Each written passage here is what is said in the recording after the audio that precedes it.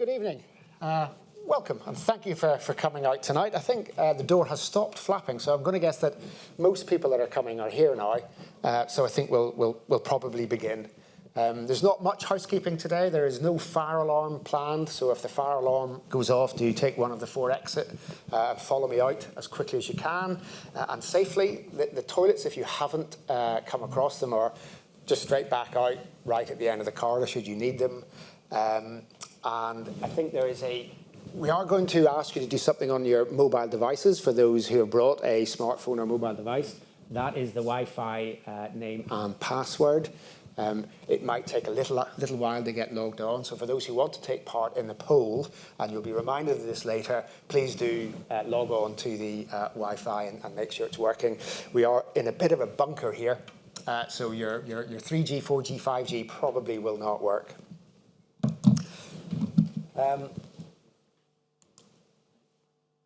This will start working any second now, I hope. My name's Colm Lowe. I am Director of the Design Age Institute at the Royal College of Art. We are the National Strategic Unit for Design in the Healthy Ageing Economy. And we've been putting on events here at the Design Museum for the last 2 years or so. And tonight's event that you've come to is all about spending and age. It follows a familiar agenda. If you've been to one of these before, it is very similar. I get to ramble for a couple of minutes. Then we have somebody who knows more about this subject than I do, giving a presentation, which is Carly Dixon in front of me. Then there'll be a bit of a Q&A, bit of an interview session, again, with somebody who knows more about this issue than I do, Sam Morger, with us from the University of the Third Age. And then we'll have a panel discussion where there's a variety of us who will be introduced in a minute. We'll sit and talk, and you get to ask questions as well.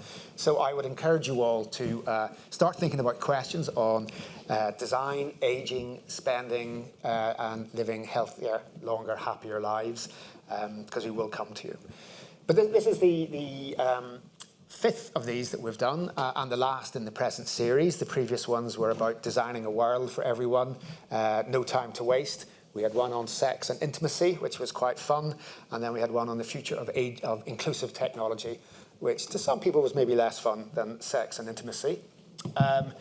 But when we gave the first one about a year and a half ago, actually exactly a year and a half ago today, I had to apologise for being very shabbily dressed.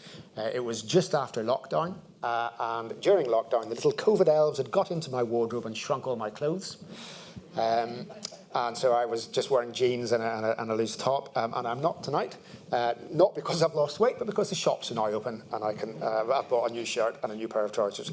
But that's what we're talking about today. We're talking about spending and age and retail and what you might do with your time and money to live longer, healthier and happier. And it's a subject that's very close to my heart, actually. I come from a family of retailers on my mother's side, and I come from a family of designers and engineers on my father's side. So I spent my childhood either serving behind a newsagent's counter or walking around building sites with my father's drawings under my arms. Somehow with health and safety, that was allowed sort of 40 or 45 years ago. So I've always had a great insight, or not insight, but sort of love of retailing and the immediacy of that sales process. You know, you work in a shop, and if customers keep coming and asking for something that you don't stock, you go and stock it, and then you sell it to them, probably at a slight premium, because you know they want it. And if things sell, then you stock more of them. And if things don't sell, then you discount them and stop selling them. And that immediacy of the market economy, that immediacy of supply and demand is really quite interesting, really learning about, you know, what people want and giving it to them. And then as a designer, you know, how to control environments and offers in order to serve customers. Again, has been something that's always been with me. And I did spend the first 10 or 12 years of my life as a store designer, culminating in being head of design at Sainsbury's Homebase, which was a slightly different experience in terms of the real hard edge commercial side to retailing. And there was an expression also that we said that is a problem in retail and making decisions for your later life. When I was working for the NHS, there was a saying that nobody buys a hip protector until after they've broken a hip, which of course is pointless. And therefore, it's this: how do you get people to do things proactively for their future selves? Why do you have to wait until it has happened to you and you've had an accident or an injury, or it is too late before you take positive action to change yourself and your environment. And this is something that we at the Institute talk a lot about and think a lot about, and it's one of our remits, is design for your future self, and trying to push it back on people to start making decisions for themselves, for their later lives. And again, that is what we'll focus on this evening. A lot of the talking will be about. But I'll leave you with a final thought of an article I read recently, which wasn't a newspaper, so not the most reliable source, but it was apparently based on ONS data that says households that are 65 years old, in terms of have two adults in them of about 65, have on average £400,000 left to spend in their lifetimes, which for most of us might sound a bit grim looking at average life expectancy. However, that's the average. What was nice was that they had earmarked nearly a quarter of that simply for having fun. And we think, well, how do we tap into having fun? Because what we know is, again, from my days working in a newsagent, people spend much more money on cigarettes than fruit. People buy what they want, not what they need on the whole.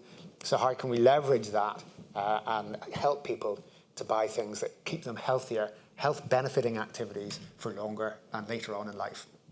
And that's really all for me. I'm going to, again, now introduce you to Carly Dixon, who's going to give a talk about retailing, design, spending and age. And Carly is part of the Design Age Institute. She is a Knowledge Exchange Fellow with us. But before you joined us, Carly, apparently you had various design and research roles, most recently as an architectural designer at Alison Brooks Architects. And you are the co-author and designer of the book, Just Living, Homes for Our Future Selves. Carly has also worked as a design researcher for the MIT Age Lab and as an inclusive design consultant for Motion Spot. Carly graduated with a master's in architecture from the Harvard Graduate School of Design and holds a BA in architectural theory from Harvard College.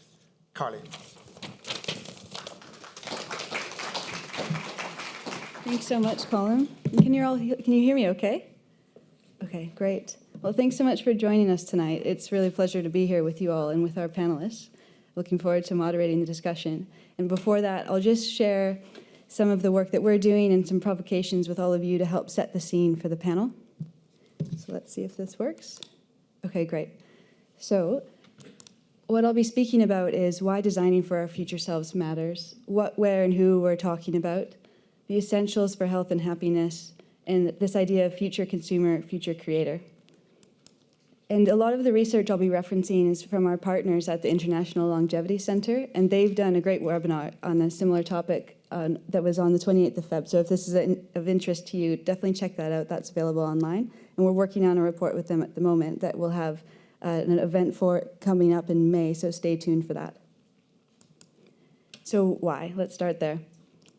Why design for aging matters to me is because I've been really fortunate to have really meaningful relationships with the older people in my life, from my grandparents, since my grandma here on the left, and the Holtons on the right here, and other older friends in my life. And not only did they support me and mentor me, but they also broke down ageist stereotypes. They were not representative of what you see based on the ageist stereotypes. And my grandmother went whitewater rafting in her 70s, and Mr. Holton was teaching physics to students at Harvard into his 90s.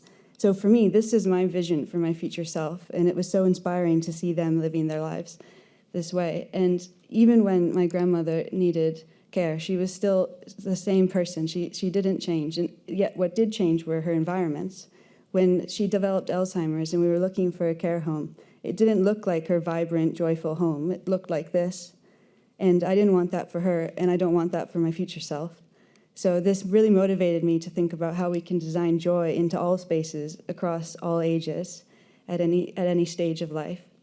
So it's really about breaking down those ageist stereotypes, because it can be a really vicious cycle. If we believe in ageism, if we proliferate it, then we don't design for desirable products, services, and environments in our later life.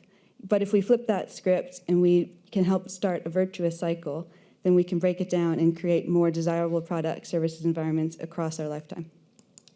So why this might matter to you is maybe it's about your customer or your client, because there's a lot of unmet needs and wants out there for an increasing number of people. 1 in 4 of us will be over the age of 65 by 2040.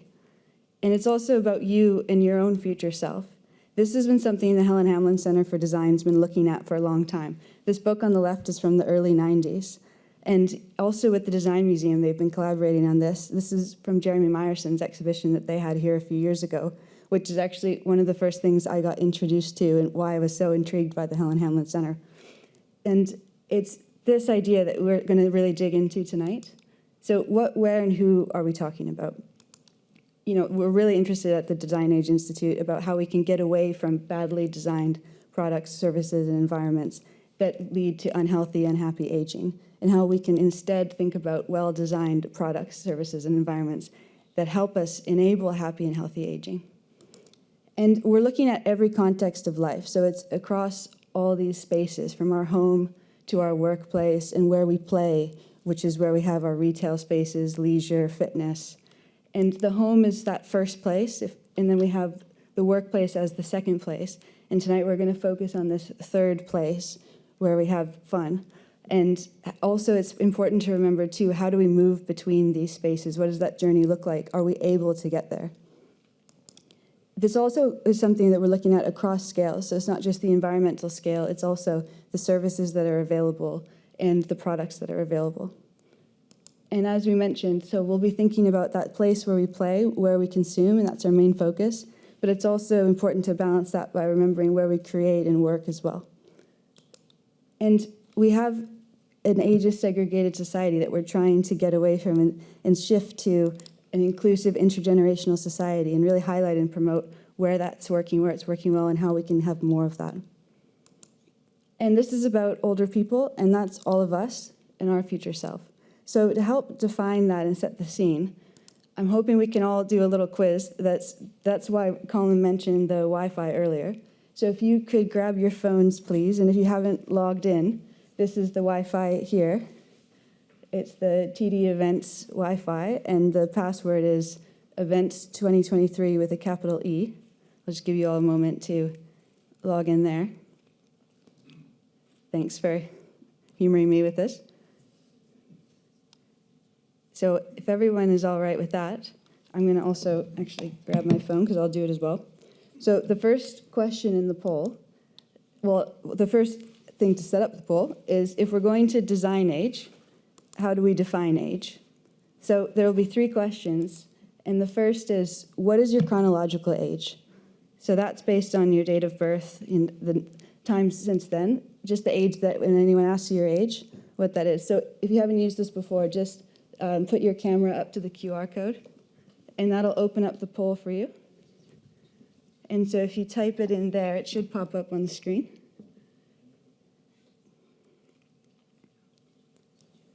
Amazing. Okay, great. I'll just give it a moment to work on here as well. It's a bit slow. Okay, cool.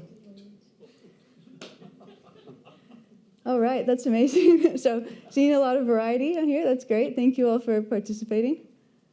Amazing.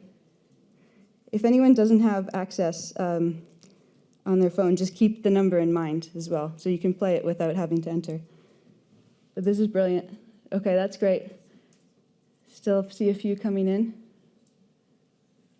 Amazing. Good spread on here.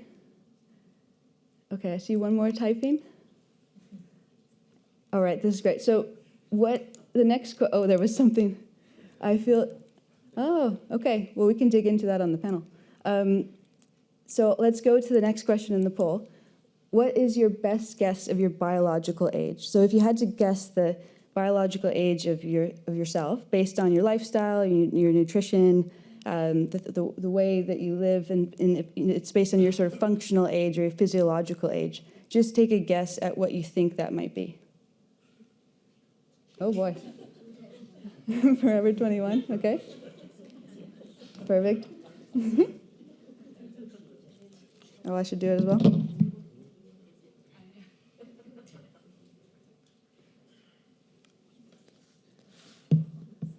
Everyone goes younger. 1,618. 16 and 18. Okay, perfect. 16 and 18. In denial. 16 and 18, perfect. But that, in fairness, I feel 1,618. Yeah, and this might change on any given day. This number can change, right? So this is just for the moment. I won't hold you to this. It's however you're feeling in the moment. Okay, that's great. And if you haven't had a chance, just keep the number in your mind, okay? We'll go to the next one. So the last question is, what is the age you feel? And again, this might change, but what age resonates with you most of the time? At what age do you feel in this moment? And just share that number for us. 4.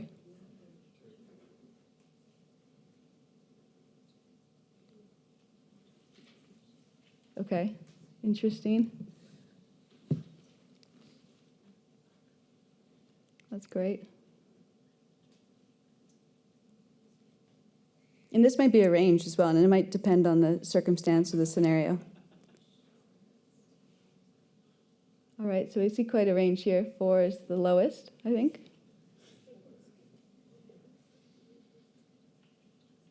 That's great. Okay, so keep those in mind.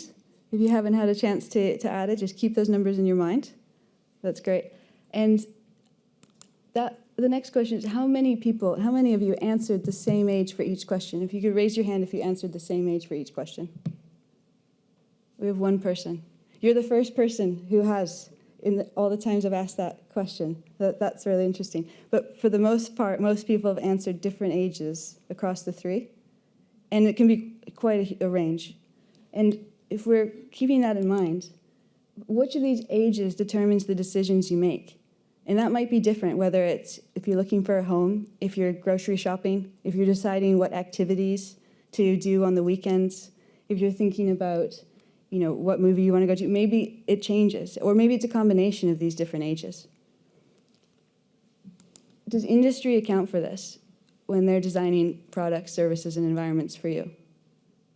Or are they designing for your chronological age only? Our partners at ILC found that segmentation by age is poor, normally grouping everyone over 65 together, restricting marketing possibilities. Shefali here has a great quote from one of her blogs that asks, what are the design assumptions at work here? Do we care whom we are including or whom we are excluding by our design choices? So that's really key to our discussion tonight. And this isn't just older people, and it's not just our future selves. It's anyone who's disabled by the environment that we need to consider in this. There's a huge number of people that we're thinking about when we think about inclusive design. So how can we design desirable choices for healthy, happy aging that account for this diversity? Sam, another one of our panelists here, has this great quote that I know her and Colin have been discussing quite a bit, where she says, we want to buy products and services because we want them, not because we need them. We need to see older people as consumers, not as service users. So this idea of balancing our wants and needs. In an interview I had with an older fellow named Carl, he also pointed out that you can't just design stuff that people say they want. That might not be the best thing for them, like Colin mentioned with the cigarettes. You have to find a balance between listening to what it is we want and creating what we need. So how do we strike that balance? I think no matter how we strike that balance, it's key that we ban the 3 Bs. So my former boss at the MIT Age Lab would say, just ban big, beige, and boring, and then you're going to start in a better place. So if you look in the mirror for your future self, how can we better understand and demand desirable design?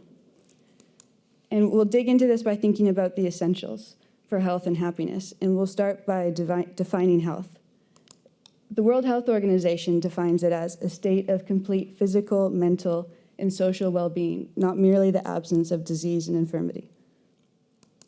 Center for Aging Better expands on this by saying a good later life includes health, financial security, and social connectedness. And this is true regardless of age. So it's clear from these that happiness matters too. And we, Colin and the team at the DAI, have established this cloverleaf that looks at these 4 key elements as essentials for health and happiness. So we'll keep these in mind as we ask this question: how do you want to spend your money and your time in the future? So this is a stat we've been really interested in terms of the fact that 63 pence of every pound spent in the future will be by older households. This is by 2040. This is from ILC. And to set the scene, it's important to know that it's not just frivolous spending that we're thinking about. It's health-benefiting activities And as this company, Armed Angel, says, it's about spending wisely or not at all. So there's the sustainability consideration in this. And it's also important to remember that old does not equal rich. As the Center for Aging Better has pointed out, there's inequality across all ages. So it's important also to remember that as I share the following, and that the Center for Aging Better has lots of great content on this if you want to dig into that more. So if we now reflect on this again and think about what this means for us, that is a huge amount of spending power by this group of people. And yet we're spending less as we age. So we see that each year beyond the age of 55, spending on food, groceries, eating out, clothing, and leisure declines by 1%. And that's a 17% drop by the age of 75. Spending on non-essentials is the main thing that's declining. So recreation, restaurants, hotels, that's declining as people get older. Yet spending on essential items is remaining steady, except for clothing and transport is also declining. So does this mean we're having less fun? So what's design got to do with these questions? When ILC asked why does spending fall with age, they identified 10 possible barriers to spending. 5 of them were directly related to bad design, and the other half were indirectly related to bad design. And it might just be that there wasn't any design at all, but in any case, there is a role for design to play. Some of these examples are inaccessible high streets, poorly designed products that no one wanted, and age discriminatory attitudes, and this was what some of these barriers were. We also identified through our lived experience research at DAI that there was an 11th barrier that was social isolation. We had time, but we didn't have company, and that's what people were telling us. So this question of with who do we spend our time and money is really key to this equation. We know that socially isolated people have poor health trajectories. The risk of death is 31% higher. And yet, if we consider the fact that we spend 80% in our local communities, on our local high streets, there's an opportunity there to think about how we can embed social belonging, connectedness within our local communities.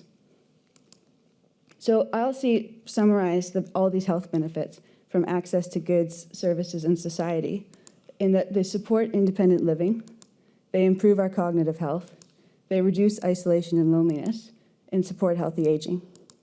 So we can see the correlation between bad design and barriers due to bad design, decreasing our health, and if we reduce those barriers and design desirable options for us, it can increase our health. And if you zoom out and think about this on a societal scale, this quote from Margaret Chan, the former Director General at the World Health Organization, says, "Health in older age will be a crucial determinant of where the balance lies between the costs and benefits associated with population aging." And it's not nice to think of people in terms of costs and benefits, but it is important to remember that there's a huge contribution made by older people, both as creators and as consumers, on both sides of that equation. So in terms of as future consumers, people aged 50 and over are shifting their spending. So we're starting to see increase on non-essential purchases, specifically across recreation and culture, transport, and goods and services. And on the future creator side, we're also seeing a huge contribution in terms of formal work. People over 50 are earning 30% of total earnings, and that this is in 2018, and this will rise by 40% in 2040.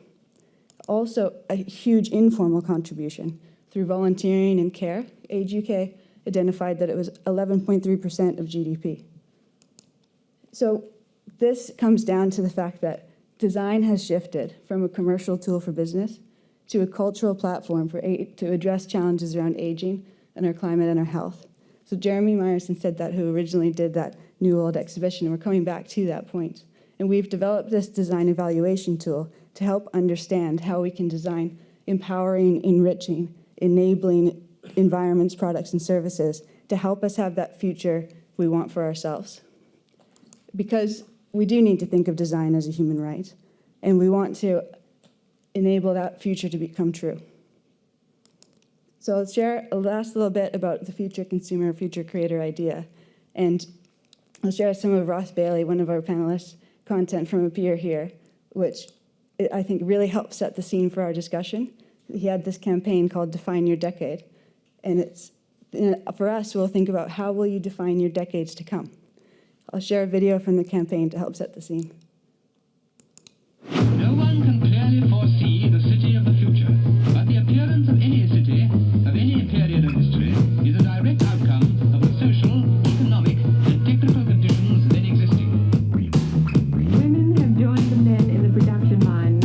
Then and only then, rationing will be lifted. A bleak wintry morning didn't deter the bargain hunters.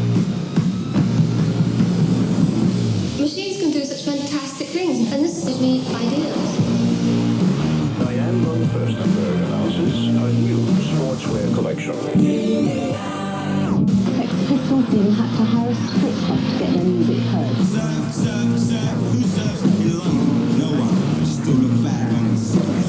Why is it called the Tribe? It's a group of people. It's the international tribe. It's friends in all these cities. Online you buy what you see, but in a shop you can discover what you may not have seen, you see. I think the pleasure of shopping is the cultural activity of our days.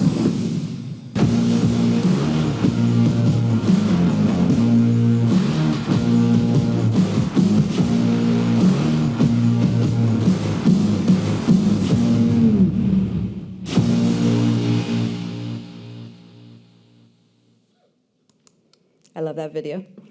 One of the quotes I picked out from Karl Lagerfeld in that video is that the pleasure of shopping is the cultural activity of our days. And I think that's important to remember, that these consumer environments are cultural environments. And so it's not just about transactional consumption, it's about how are they places of belonging. And also the quote, you can discover what you may not have seen. So there might be products and services that you didn't know about until you were exposed to them. So that maybe giving you what you wanted or needed that you didn't know about. But it's also people that you may not have seen. So maybe in these environments, we can start to bridge intergenerational divides and think about how we can all come together across generations. And some other provocations is that it's what opportunities do you see for your future self? And what will you find space and time for? If we don't design for our future selves now, will we have the future that we want? What will be essential to your health and happiness in the future? Thank you. Colin, over to you and to Sam. Thanks very much. Thank you, Carly. Yes, Sam, please take a seat. Yeah. So, no, it's just, I get the opportunity, as I said, to interview Sam, and I'll sit down in a minute, but I think first I should really introduce her because she's got a very impressive list of things that she's achieved. Not only is Sam currently the Chief Executive of University of the Third Age, and if you don't know that, that's a membership organisation with about 450,000 members across the country. So quite an organisation. But Sam's also spent 23 years in the areas of health and well-being for and with older adults, and which includes experience of being Chief Executive of Age UK London, co-chair of the Age England Association, chair of the City of London Health Watch, and chair of the London Voluntary Sector Forum. And you're also a trained mediator, which might be quite handy today. And I get the opportunity and the pleasure of being able to ask you a bunch of questions and maybe having a conversation for 10 or 15 minutes, which we'll do now.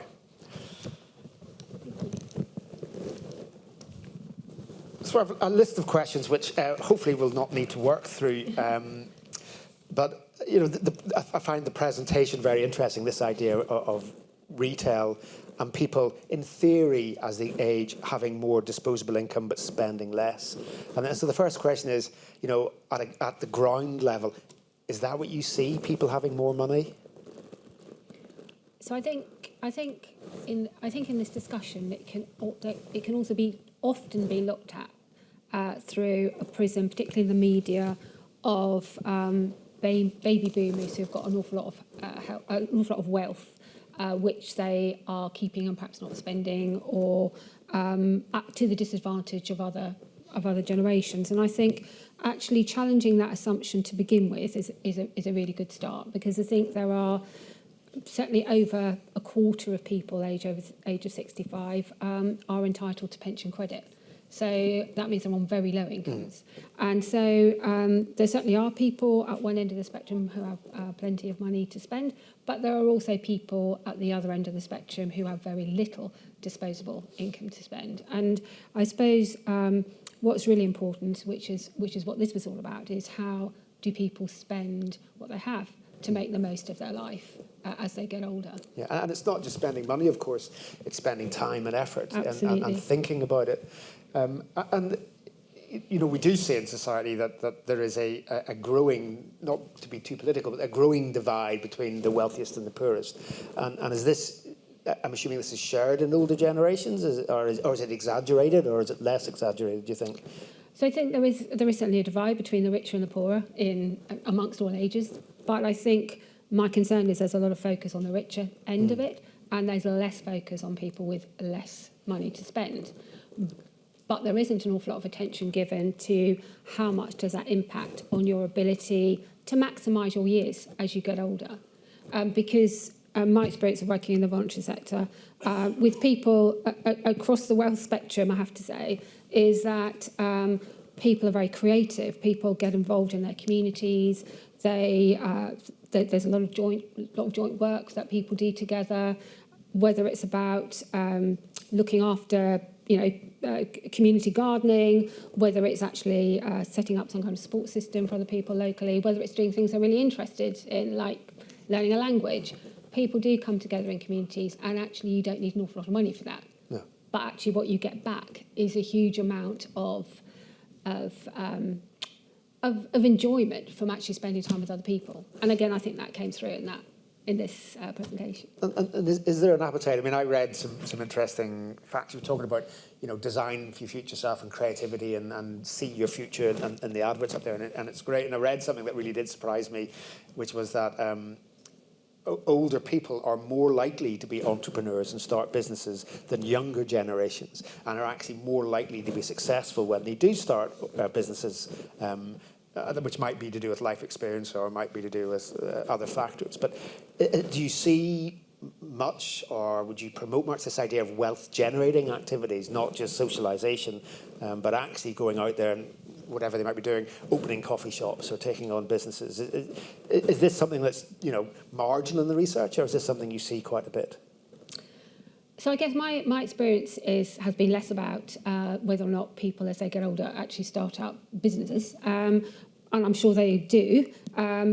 But my experience certainly is that people as they get older still continue to create things and still continue to start new activities or get involved in new ventures. So certainly I would be absolutely sure that people as they get older don't start wanting to set up businesses, don't want to start trying to use their skills to earn money in different ways. And actually I'd imagine that push to do so will become even stronger, because actually the cut-off date at which people retire is changing. It's much looser now. So people are sort of moving gradually out of full-time work into some kind of hybrid situation. And I'm sure a lot of people will. Yeah, and again, we talk about, I think, and again, this is maybe an age stereotype, but it's the age I discovered this idea of a portfolio career. Yeah. I'm not sure I chose it or whether it was thrust upon me about 15 years ago, but it was something I embraced when it happened. But that again is probably not limited to any age group, is it? I mean, no, absolutely, yeah. No, definitely not. I mean, I think you can have that kind of portfolio career at any age, and often people find themselves in a situation of choosing different paths or starting their own business or monetising a skill because something has happened that's made them do that. I mean, sometimes it's a conscious decision, but sometimes it's because there's been a major change in their career and that's actually encouraged them to do that. And what was really interesting, I have to say this, for me, this is really interesting, is the whole change at the moment about trying to get people aged over 50 to continue working. Yeah. Because let me tell you, there was a lot of time when I spent an awful lot of time trying to actually say people over 50 should be allowed to carry on working, and actually getting that conversation going was really difficult. Whereas now it's realised how important that people aged over the age of 50 continue to work and contribute. Yeah, and either because they need to or they want to. I think, and they are different things, but they're both important. Yeah. And when we were prepping here before we started, I remember the audience heard the word ageism mentioned a lot. And I don't want to go into it too much because it's my favourite subject, and I'll get lost down that rabbit hole. But as somebody who is 56, I have definitely noticed a change in attitudes towards me in the workplace, and when you go for work and when you talk about things. And I do used to work internationally, and it was said to me when I was applying for a contract in, it was Turkey, I'll use it, and I was just told you're not getting it because you're white and middle-aged. And it was just straightforward. And again, that ageism, that, gender stereotyping, is that something that you see again? I'm sure it's something your members experience and you've come across quite a bit. Well, I think what's really interesting amongst the E3A members is that I don't think they have that conversation with themselves very much, because actually they are busy doing things together, deciding how they want to do it. They're self-organising, self-motivated. They decide what they want to do, and they follow a whole range of interests, everything from Japanese to French to walking to canoeing, you name it, they do it, and they self-organise and they get on and do it, and often they do it to an incredibly high standard. So I would say if you spoke to most of the members of U3As, they wouldn't necessarily see that from their own perspective. However, what we do see out in sort of wider conversations, often around sort of around policy and need and wants and all the rest of it, quite often there is that set of assumptions that are placed on people as they age, and that's the challenge, is actually to see a person for themselves and not to see it related to, and not to see that person and give them any attributes because of their chronological age. So well, I'm not putting words in your mouth, but this idea that ageism as you age, is it everywhere? I mean, I read again another stat from, I think it was the World Health Organization, that said that 50% of the world's population is ageist against older people. And, and that felt like, and then I think of all the expressions that we've got, like grumpy old man and young creative talent. And one of our own departments said the other day, listen, we're going to have some changes because it's just getting a bit old and tired here. And I was like, hang on, old and tired? Where are those two words put together? Yeah. And they're all small, but I think if you were to change the word old with any other protected characteristic of a marginalised group, that sentence reads very differently. Yeah, absolutely. And age is the protected characteristic that is trailed behind, and actually challenging those assumptions around age is really important, and it's all about responsibility to do that, because actually in Kylie's presentation she asked the question, how old do you feel inside? And I've been working with older adults for a long time, and right from the very beginning, when I first started working with older adults, when I was probably about 35, you could ask somebody how old do you feel, and they probably would say I'm about 28 inside. And that continues. People think who they are, and they live who they are, and they are who they are, and they don't see themselves defined by an age. And that's the challenge for us. That's interesting. When we first formed the Design Age Institute, one of the questions we all ask ourselves, well, how do we talk about aging without talking about age? How do you, because there's all these statistics, and I always dislike the idea that this term third age of being over 50. I said, well, who drew the line there? Or, why 50? Why draw the line there? What does that mean? And so we looked at it, what is aging, and we got these definitions. I think it was over 65, I think one organisation called it, another organisation called it 15 years from death, which I thought was actually, at least it was quite appropriate. At least then you kind of, forward-looking. And eventually, the best one we came across, I can't remember the name of the research, we said that it's just 15 years older than you are. And so whatever age you happen to be, I am 56, 71 is old. But as you say, I have always been 17. I always think it's a bit funny to have a pint of Guinness. To drink alcohol is still a bit risque somehow. So really, I'm kind of 33, which maybe 33 is old to me, which is a bit of a problem. But this idea of aging and people not feeling their age, how does that limit them, in society? Do you feel, being bracketed 65 plus, right? I think the challenge for us is to stop worrying about the word age or age as a number, and actually not give any of that attributes, but actually look at the individual behind the age or the number, so that age doesn't become a difficult word. And I think that's the issue. We need to shine the positives on aging and not actually look at aging from the other directive. But to come back to your question about is it really annoying that people are put in age brackets? Yes, absolutely, because most people really hate the fact that once they get to 65, there's only one age bracket. They really do. So, yeah. It's, And that's it. And of course, I'm 56, so I'm over the 50 and now over the 55 line that other people have started drawing now. But, both my parents are still alive. They're old, I'm not. But yet we're still in the same marketing bracket now a lot of the times you go to shops. Yeah. And we're talking about shops in the high street. And you had to correct me in this, and thank you for that, when I said that, we don't see ourselves reflected on the high street anymore. And you're saying, well, you do in the local high street. And of course, I was just assuming high street was Oxford Street and Regent Street and Piccadilly, and rather than your local high street. But brands... the argument that the bigger brands maybe do not reflect. I do not see myself in the shop assistants and the adverts and the promotional material. But is that the same on the local high street, which I've not studied quite as much? Are they really more tailored for older people and their needs? I think that if you go to most local high streets, you're going to see people of all ages shopping in that high street. I also know that when we did, when the E3 did a piece of work looking at fashion, for example, where we looked at responses from members of the public and also looked at responses from our membership about what they would and wouldn't wear. Most of our members would wear everything, and yet there was an assumption from some of the general population balancing survey would be that there was an assumption that people may not wear particular kinds of clothing. So actually, I think that despite the fact the advertising and the branding may not be targeted at people as they get older, although that is changing with some brands, actually I don't think that stops people going into some of those shops if they want to buy those things to wear. Because actually, going back to what we were talking about before, it's about seeing people as consumers. What do they want to wear as a consumer, if you're talking about fashion? And I don't think the branding for some of that will stop somebody buying something if they really want it. Yeah, and I used to design for a high street fashion retailer at the lower end of the market, not at the worst end of the market, but at the lower end of the market, and they had their kind of 5 tribes of customers, and they were all kind of 15-year-old girls, even though they sold menswear.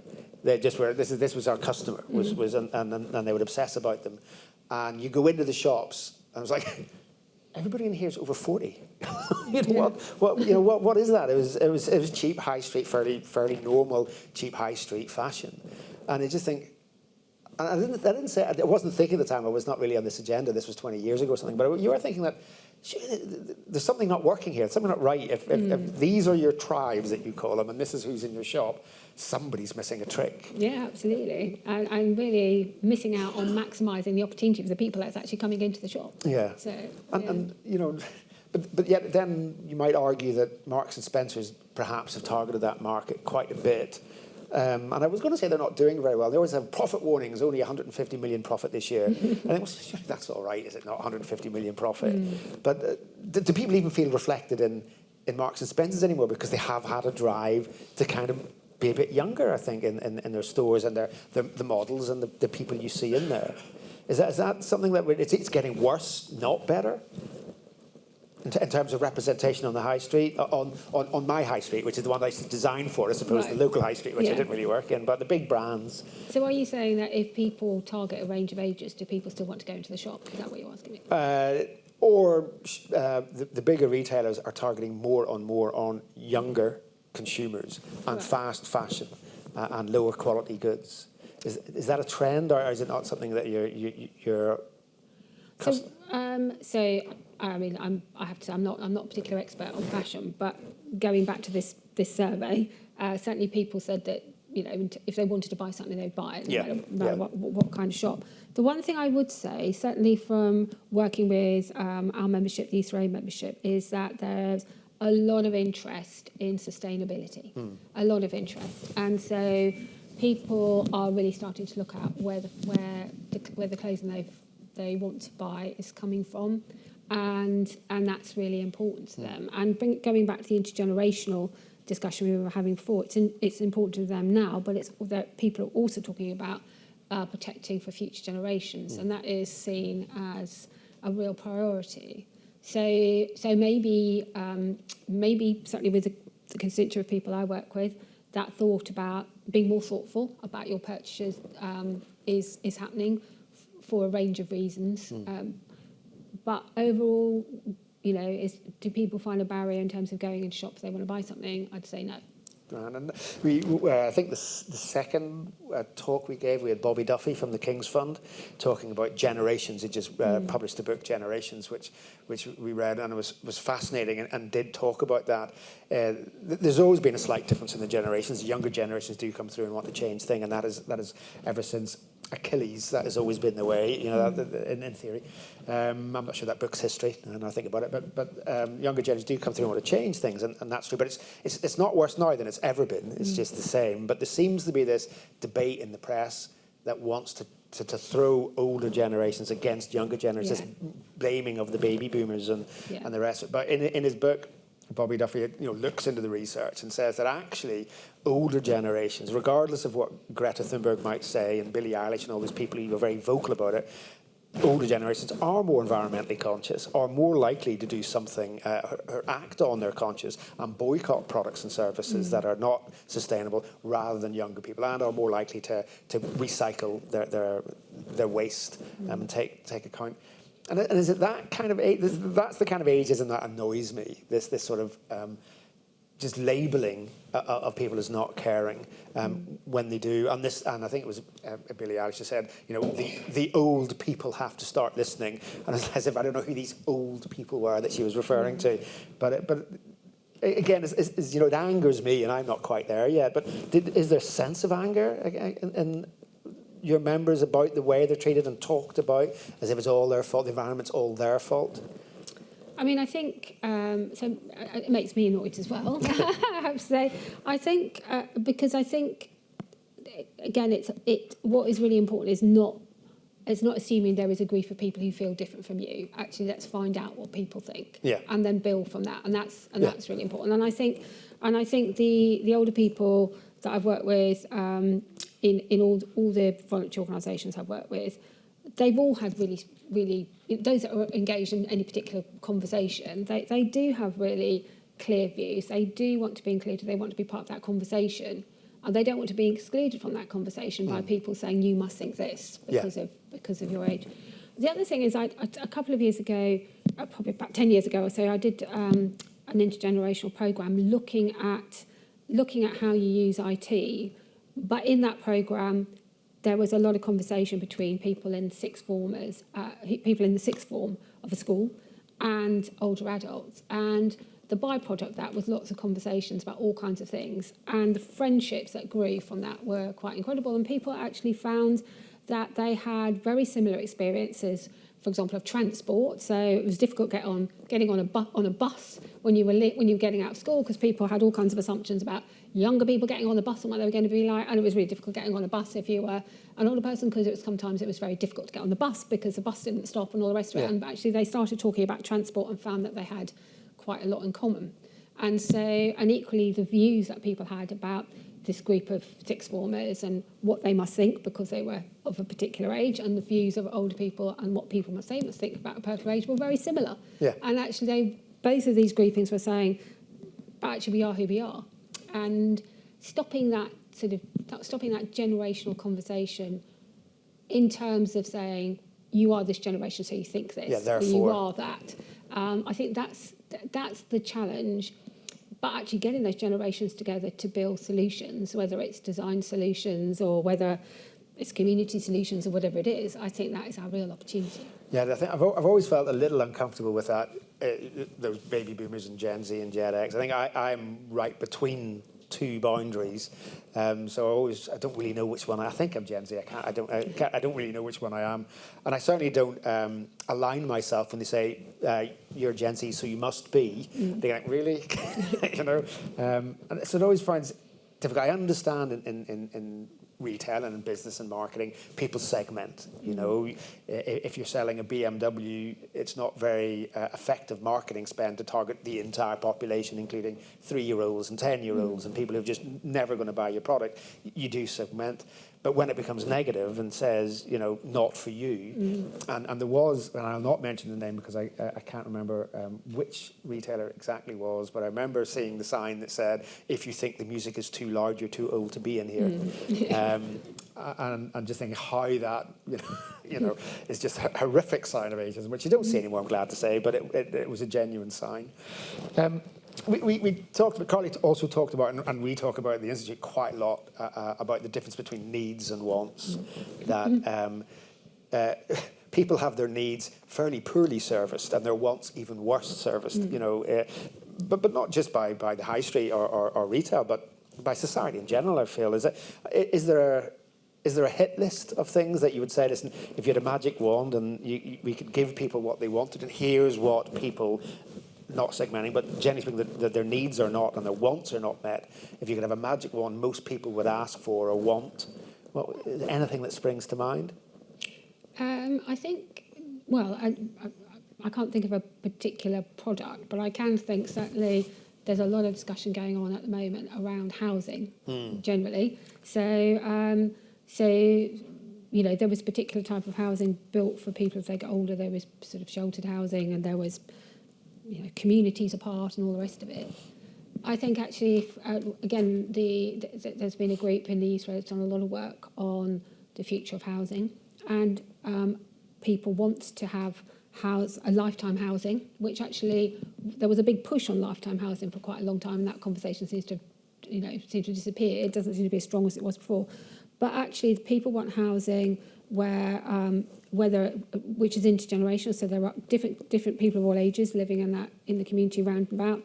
That's easy to access, easy to walk down, that's easy to heat, and that people can live in for most of their lives. And that housing conversation is a really important one, because there's a need to build more and more housing to meet the housing need, but actually how much of that conversation and how much standard is built into that conversation around building housing for the future, I'm not convinced.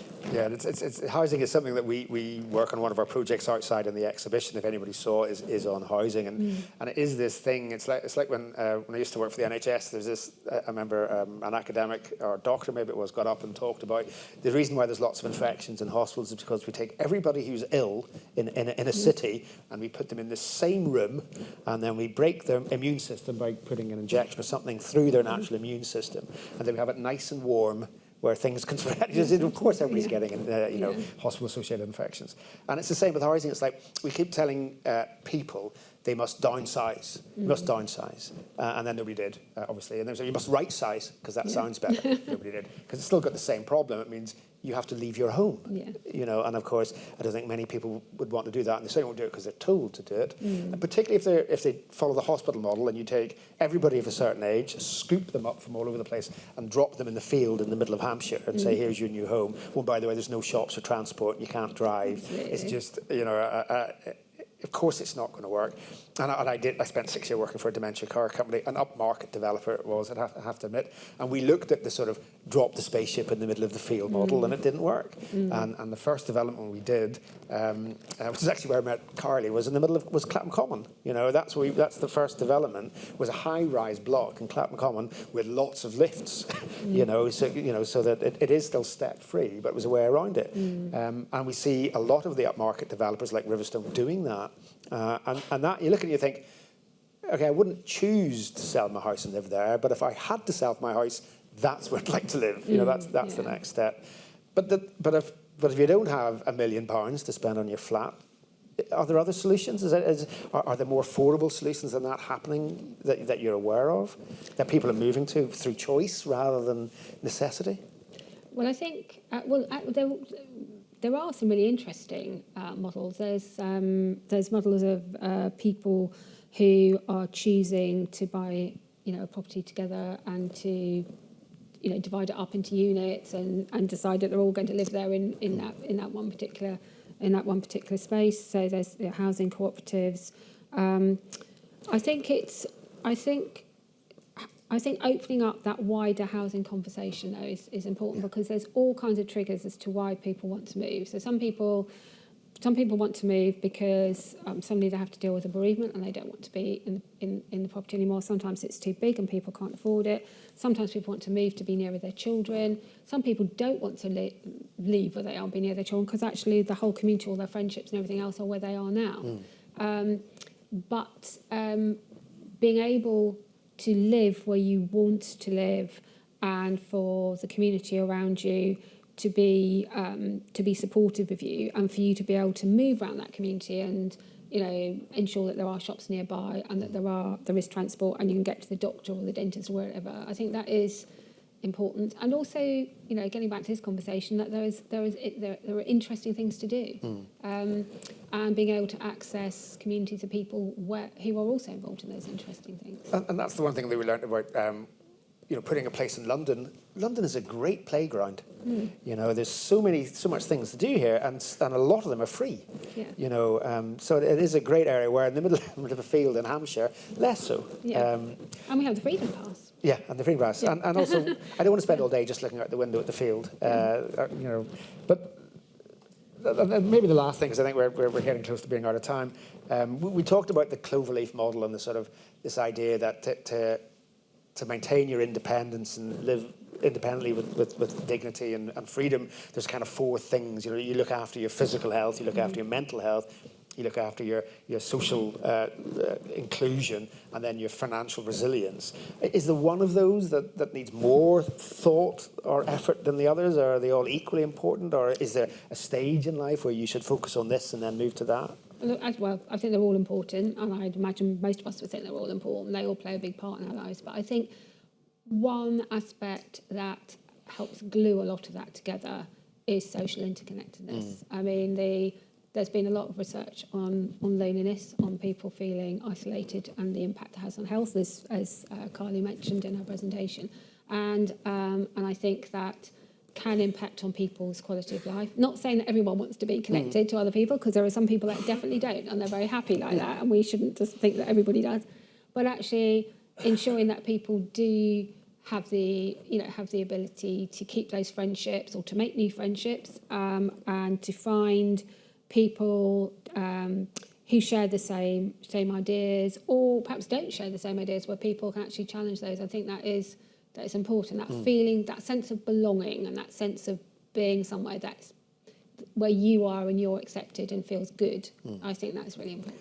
And then just as a final thought for me, that you touched on this idea of communal living or cooperative living, and we looked at that as well, which we called them share homes, but fundamentally with student digs with all your mates. I mean, when I get to certain ages, that's what I want to do. I want to move back in with all my mates, and one of them must have a license, because if I might have lost mine by then or not drive. And I think that feels like a model. If any developers out there want to pursue a kind of student digs model for later living, would love to talk to you about it and explore that further. But Sam, thank you very much for your time. I'm afraid you don't get away. I think right. Carly's going to introduce the rest of the panel for a panel discussion. But thank you very much for your time.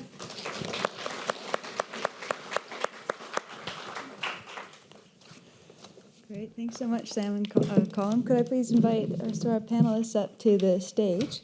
I'm going to introduce you both. So I'll start with Shefali, if you wouldn't mind joining us here. So Shefali Yogendra she specializes in governance, growth, risk, and decision making. She is an independent governor of London Metropolitan University, a non-executive director and committee chair on the boards of several listed companies, and this follows a career in the technology industry and a luxury startup. She was named FTSE's 100 Women to Watch in 2016. She has a PhD in decision making from the University of Cambridge, an MBA from the Indian Institute of Management, and a first degree in electronics engineering. So thanks, Shefali, for joining us. And here's Ross Bailey at the far end of the panel here. So Ross is the CEO and founder of Appear Here, a leading marketplace for retail space with the mission to create a world where anyone with an idea can find space to make it happen. Hailed a digital game changer for the high street by The Guardian, working with luxury brands like Gucci, Chanel, and Supreme, celebrities such as Stormzy and Harry Styles, and thousands of independents. Bailey was named one of Fast Company's most creative people in business, Forbes 30 Under 30, and the Financial Times Top 10 Under 30 Entrepreneurs. We're really glad to have all of you here on our panel, so thanks very much. And I will kick us off by joining you. Sorry, bringing all the bits and bobs. Okay. And I'll just remind you, we will turn the questions on to you shortly, so we'll be taking questions from the audience. So if you can think of anything you want to ask. Yes, please do cook up some questions for us when we get there. I have quite a long list of questions here, but we'll switch over to you guys in not too long. So there's sort of 4 chapters here, but it starts with your own visions for your future selves. So I was hoping to start with Ross and what you think, do you think about designing for your future self? I got a bit worried at the beginning of how you're going to introduce me, because you've got so many amazing qualifications, and I left school at 16, and I was sitting here going, oh God, how are you going to do this? So designing for my future self. When I got asked to join the panel, it was a few weeks ago, and I just hit my 31st birthday, and up until 30, I thought I was like young, and I haven't really thought about my future self, and suddenly I'm hitting 31, and I got invited to join a panel about age. And I thought it was one of my mates taking a practical joke, to be honest. But this weekend, I was reading the FT Weekend, and they had lunch with the FT, which is an amazing feature, right? And it was Hesseltine, who was doing his lunch and his restaurant that he goes to every day. And there was this amazing conversation that I read, and at the end, I looked at his age, and he's 90. And he's a 90-year-old talking with such rigor and energy about everything going on. And it got me thinking about other people who are sort of these ages. So I wrote a couple down, but you've got Anna Wintour, right, running one of the biggest fashion magazines in the world, 73. You've got Brad Pitt, 60. You know, you said about a sign about loud music. Fatboy Slim, who I will be watching at Glastonbury this summer, is 60 years old this year. So I think, for me, I don't know, I feel like age has got a marketing problem. And I know when I was young, everyone sort of hated cauliflower, didn't they? And now everyone loves it. So I feel like old age needs the PR people behind like cauliflower and Brussels sprouts that are now cool. But to answer your question, I feel a bit like there's something about us, I think, inherently that hates the idea of getting old. And, my grandma, she's 94, and for the last, as long as I can remember, she lives in London and with us for 6 months of the year, and for the other 6 months, she lives in Jamaica. And she's wearing her jeans, and she gets on this flight on her own, and she's got the most incredible energy. She's running around. Me and her will go to the pub, and often she's like fallen over because in her head, she's like so young. So I think that age, first of all, is very much in our heads. But recently, my grandma started to, the 94-year-old, I'd honestly say over the last 6 months, suddenly feels like an old person. And it's really worrying because you're like, God, this is going to be me one day. And I think that most of us just don't want to admit that. Yeah. And I think, therefore, we try and sort of hide away. But unlike marginalised groups, which often have, less money, which often are a small proportion of the population, from everything we've just seen, old age isn't a marginalised group, right? Yeah. So I think that old age is that we as individuals, or one day me as an individual, will have to think about not allowing myself to get in the mindset of being old. And we are seeing such incredible people that appear here who are over the ages of 50, 60 and 70, who are creating their own business, who are launching stores and doing what makes them passionate. And everyone I know, whatever age, looks at those people with pure inspiration.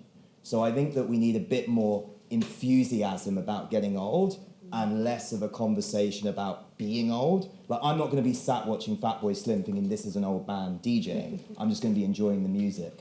And I think maybe it's a little bit internalized. 100%.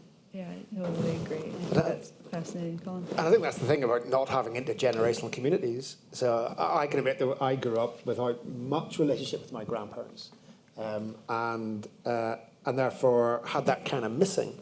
And and it made a difference, and I had to really, really, really think about aging when I first got involved in the agenda, which was 30 years ago, in fairness, when I first started designing and designing an inclusive design with the Helen Hadman Centre, strangely. But, you know, and I was just full of all the wrong assumptions. And it's because I wasn't exposed to that. And therefore, you don't have intergenerational sort of communities, and if you don't have workplaces that really reflect the full age spectrum, then you've got a problem. And if design studios, and again, I did write an article for Design Week years ago saying, where do all the old designers go?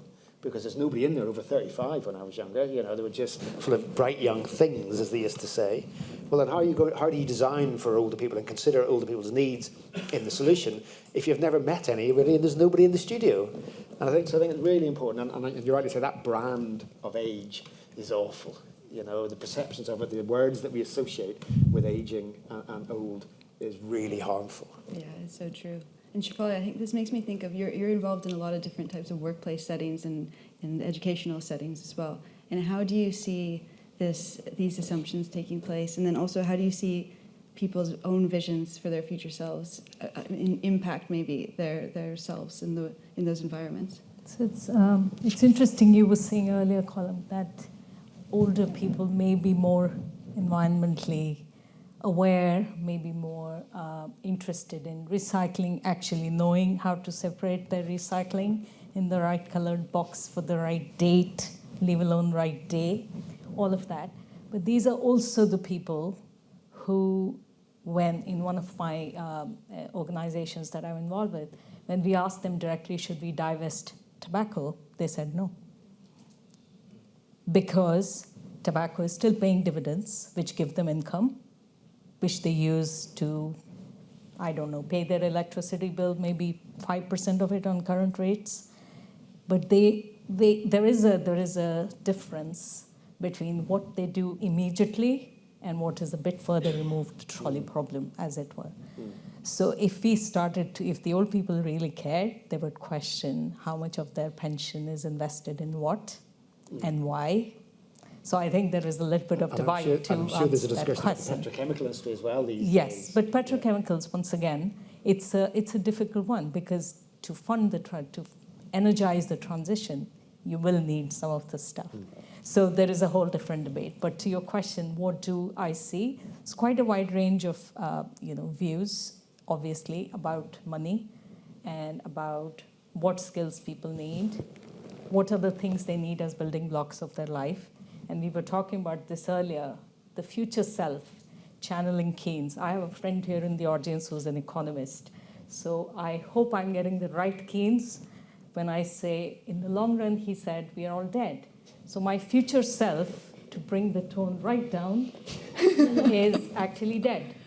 So to your point, when people have 15 years of money left to spend, or 29, as you said your age was yesterday. Yeah, I'm 29. Number of years you've seen. That's what I've got left. If you work backward from the fact that we will all be dead, what do we need in order to get there? We need enough money. We need optimal health. We need to be doing something which has meaning and joy. And a debate that we don't frequently have, and I suppose in design communities, a debate about elective dying. I would like to we know that our lives are bookended by birth and death, two things we don't control. And in the middle, we want to design everything. So I would basically open a lot of points to say, I see a lot of these debates. The average age of an investor on any of our shareholder registers is in excess of 58, and they vary a little bit. But the younger people that I know were all investing in crypto. I hope they took their money out before everything crashed. But there's an interesting one, because there's a growing number of retail investors, and most of the investment companies don't know why they buy and invest in us, because there's no way to find out. There's no way to converse with them. So I do see a lot of ranges of opinions about environment, about health, about climate action, about investing or not investing in tobacco and petrochemicals and oil companies. But there is no consensus, and it is not divided by age. That is the most interesting thing. Everybody wants to be in good health, have enough money, have a place to live, have meaning, and in the end, die. And if we're thinking about how we can age well up until that point, and if we're, thinking, if we're able to maybe have that conversation more around the fact that death will happen and what do we want those years to look like. I wonder with your communities that you work with, is that part of the conversation? Are they comfortable to speak about the fact that the inevitable future self is dead, and then therefore we want to make the most of the years that we have, and sort of instead of having it be something that brings the tone down, that it can be a way to try to really emphasize that we should make the most of those years that we have. Is that a conversation that happens with your communities? I think our communities are spending a lot of time enjoying the time they have. Yeah, So we don't spend, and I'd love to meet Ross's grandmother. I think she'd fit really well with a group of people that I spend a lot of time with. They are busy doing things. Yeah. And they're not thinking about sort of, they're not speaking about they don't spend an awful lot of time thinking about the end of life. Not that it's a conversation that shouldn't happen. I don't think as a society we do have that discussion, that end of life discussion, very much at all, and it is one we should. But actually, generally about enjoying that sort of enjoying your life when you stop working full time.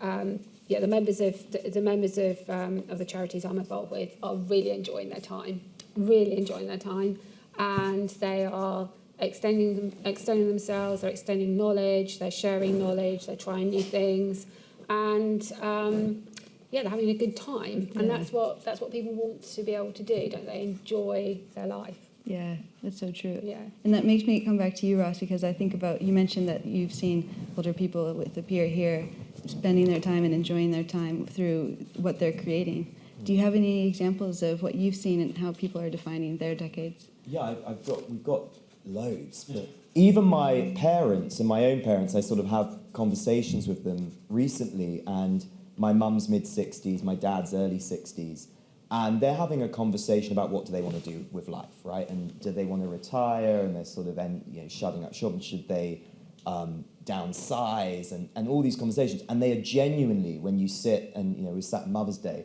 and you're having this conversation, you're like, you are talking like you're at the end, to a point. And then you're sat with my nan, who's 95, who's getting back on a flight to Jamaica a few weeks ago, and you're like, you could have another career from like 60 to 80 and still have another 20-something years until you're my grandma's age. Like, what do you want to do? And I don't think people that age are often asking themselves, what do I want to do? Where do I want to go? Because, as we all are, we're going to die. And there's some examples we've got. There was a lady, amazing woman. She's close to 60. She was running a modelling agency for 20, 30 years. What was her name? I've written it down. Her name was Melissa Richardson. She just created amazing florist called Jam Jar Florist that opened with us. She's created it in 58 or something, and it's incredible. You've got Lucinda Chambers, who was the British fashion director of Vogue, who is 60, who's just created not only a sort of homeware brand, but also a fashion brand. Last week, we had a mother and a daughter from around Brixton that decided to together book a shop on a pier here and create their own vintage brand where they're both targeting what they love and what they've gone out and found on their travels. So I think that, to me, when I start hearing people talking about ideas, whatever age they are, it gets you inspired. Yeah, that's so point. It comes down to what they love. There's something horrible to add to that conversation. That the people we work with, they're working in healthcare and aging, tell us that they reckon if you can live 25 years, you'll make it to 140, because healthcare will have changed so much over the next 25 years that actually we will probably make it to 140. If the floods and the fires don't exactly. Get it. If don't get it first. But as that idea that 60, right, I'm going to give up, you could have another 80 years left, because if you look at the graph of aging, it's doing that, and there's no indication it's stopping. There's no indication that we've plateaued and the average life expectancy is going to stay at 80. I think which is where the money question is important. You need to have enough money to live on, to have fun that we keep referring to, but also to invest when you will invariably have some kind of physical frailty. Yeah. Because what we haven't We have figured out how to get old people's money and everything. What we haven't figured out is to reduce aging. The Sense project has been going on forever. It was 15 years ago that I worked in the parliament and talked to Aubrey de Grey about it. And we actually haven't figured out how to slow down aging because the body didn't get the memo. Right? You can swap out all the organs that you can, but the rest of it's a complex system. The connectivity still hasn't got the memo. I think so it brings us back to designing the money question. Yeah. How do you make sure that everybody has enough money in their, whatever they want to call it, whether it's through income, which comes back to the point that we could be living a long time, and we really cannot afford to say, get the oldies out of the workplace, because without the oldies, you won't have enough going on, enough tax money going in to actually fund the state pension, the state-given health care, as well as things to invest in schools for the generations that are coming up from behind. So there is obviously one more thing that's emerging, which is midlife transition programs. And unfortunately, the design that I've seen so far of those programs is that you take 1 year out of your life and go to Harvard, or you go to Stanford, or you go to, I think Notre Dame is another one that's created. And I don't have that kind of time to go to university. I mean, I went to university a second time as a mature student in my 30s. So I've already done quite a lot of years. Something that's designed to allow it to be plugged into the design of the rest of my life would be useful, because we do need reskilling, upskilling, and cross-skilling to continue to be relevant, to do something that gives us meaning and joy and money to live to 140 or whatever people want to live up to. I don't want to, but so I think those things are all interconnected. And yes, it is about housing, it's about communities, how intergenerational engagement and dialogue happens. But it is true that we are going to have to upskill ourselves and learn new things in order to get along and do something and be relevant in the workplace or in our communities as the problems evolve and the complexity of the problems that are around us evolve as well. I think we do like to say that, and we've talked about it, that age is not number, numbers not useful and all that, but they are actually, because I think a lot of people said they were 31. So when age is really important is if you're 31, save for your pension. That's the one thing, if anybody is that age, yes, save for pension. You will thank me when you're 60. It is just the most vital thing to have more than what the state will give you. It will transform, I think, your later years to have at least double what the state is going to give you. So yeah, if you're in your 30s, age is more than a number. It is important. But again, I'm not posting it, but yeah, this idea of saving for your pension and money, you must come across this all the time. Yeah, I mean, people, and I think that there's been a lot more focus on saving for when you stop working full time, and there's a lot more information now about it. And I think people. I mean, when I first started work, there were lots of jobs where there was sort of pension attached to it, and you automatically had money deducted and put into it. And then there was that gap when that didn't happen, and then the government brought in self-enrollment, and everybody had to be paying into a pension. I think that's a good thing. But actually thinking about how you want to fund your later years is really important, and there's probably still not enough attention given to that. If I could just pick up something that you also mentioned, Ross, which was about the two conversations with your one with your parents, one with your grandmother. I think that's really important, because I've sort of spoken a lot about people who are very engaged, really enjoying life, pushing themselves, wanting to find out new things. But I have had some conversations outside of work with people who are saying, well, I'm going to come up to retirement. And I've said, what are you going to be doing? And they said, oh, well, I'm going to watch a bit more TV, might go to pub, might spend time on Facebook. And I said, no, but what are you going to do? And they said, no, that's what we're doing. And actually, I thought to myself at the time, there are those people who just want to do that. They don't necessarily want to do all the things that I might want to do when I retire. But I'm not sure they do, right? Well, I think they do. Yeah. But my mum keeps banging on about retiring for years and years and years. And they're sort of, both my parents, very working class, they run a hair salon. And then COVID hit, and suddenly, they couldn't work.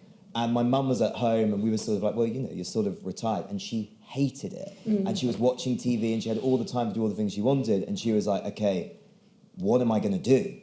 Because this idea I had in my head of retirement was like the dream, and now I'm doing it. You know, she was a nightmare.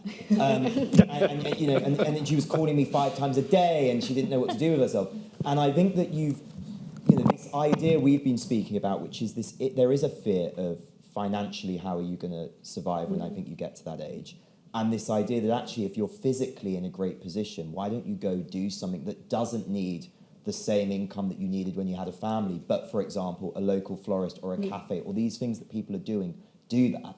And I think the final thing is, I read recently that it said that if you're lonely, and it mentioned that people over the age of 65, from the stats I read, and you might know these better than me, but it said 1 in 4 people over 65 are extremely socially isolated, which means they might not have seen anyone for days. And it said that if you're lonely, you decrease your age from a healthy person by 20 years. Now, the other stat I saw that is if you're an excessive smoker, smoking over 15 cigarettes a day, you decrease your age by 10 years. So like you could live your whole life healthy, gym, not smoking. My partner at the top's loving this. And suddenly you could get to the age of 65 and have isolation, and actually you're doing more harm to your own health. So I think that we've got to take that into consideration, which is, what is retirement, to your point? What am I actually going to do? And a bigger question is this actually going to not only lose my purpose, but reduce my life? I think that, I mean, we think about these things far too much in our job, but it is clear that what we should do is retire at 55 and spend 5 or 10 years doing exactly what you want when you're full of energy and you've got a bit of money. Like, get the camper van, tour Europe, do the thing you were going to do, then go back to work at 60 or 65, but pick a job that's high on social interaction, like working in a pub, or maybe the other side of the table. Might be a stereotype. Maybe I'm being a stereotype. But we have just had St. Patrick's weekend, so I'm allowed, I think. But yeah, something that's got like working in a shop where you meet people in the society, in the community, and you've got a lot of social interaction where the money's maybe less important because hopefully you pay down your mortgage and your kids, you know, are not at school. Maybe, but and it's not for everybody. Everybody does their own thing, I guess. But in terms of a model, that is maybe more accurate for what we should be doing going forward. Yeah, and I think it's interesting to pick up on this. You know, if we all are, if there's a purpose that we know we have, maybe it's easier for us to motivate ourselves to do that thing. But if we're maybe searching for that purpose, or we're maybe less confident to start on our own, I'm curious about how we help motivate with it from, you know, a community helping standpoint, or if there's other levers. And Shafali, I wondered, with your, you know, your PhD on decision making, do you see ways that we can help encourage and motivate people that to find their purpose, or to give them confidence to help dive into that? I don't know if I can draw upon the research, but whenever somebody asks me, so tell us everything about decision making, I tell them that people are not rational, they are rationalizers. So we will go into a shop, buy that pastry we shouldn't be having, and then we'll spend 45 minutes both eating the pastry and telling ourselves why it was such a great idea. Right? This whole idea of I'm treating myself, I'm rewarding myself is basically justification. But I did want to take a sideways step and talk about how to get people to get purpose. One of the things I observed in my father's life is that he was always a very good teacher. That wasn't his line of work, but we got a lot of benefit of it from him. And when he did retire, he retired in a very well pensioned job, so he could retire. He started to work with a school 6 days a week, which was created by a couple that earned a lot of money in the Middle East, came back to India, set up the school for destitute children. And they needed a lot of work done to apply for grants to keep the school going, to allow more and more kids to attend school. They also needed a lot of work to get textbook producers or publishers to give them books for free. So there was a lot of interfacing with publishers, grant-making organizations, etc. My dad used to go there 6 days a week, do all of this. Then he taught a lot of young women who were teaching as teachers. He taught them how to teach. And it was really interesting. It was a Muslim philanthropic organization. The girls would be allowed to teach there because it was, an organization from their community. But because my dad was elderly, they would take off their scarves because there was no need to have the parda with my dad, which was really interesting. And he was teaching the teachers how to teach. He was teaching them how to evaluate the kids, taking into account that most of these kids actually only ever ate in school. And when they finished their day, they went off to wherever they were living on the streets, and they came back every day. 6 days a week, it gave him purpose. So one day I asked him, I said, why are you working? Like, do you need the money? So he said, no. And he was a person who really didn't give you more information if he didn't want you to have it. So I said, so what are you doing this for? He said, the people my age, they're all waiting to die. I go into this workplace. There are people who are in their 70s, people who are in their 60s. The teachers are in their 20s, maybe 30s. And the children are like single-digit age, or maybe 11 or 12 maximum. He said, I get to see all of them. I talk to all of them. And there was an intergenerational workplace where everybody was benefiting from everybody without it having ever been a design project. But it is also located in a culture where age is more or less revered.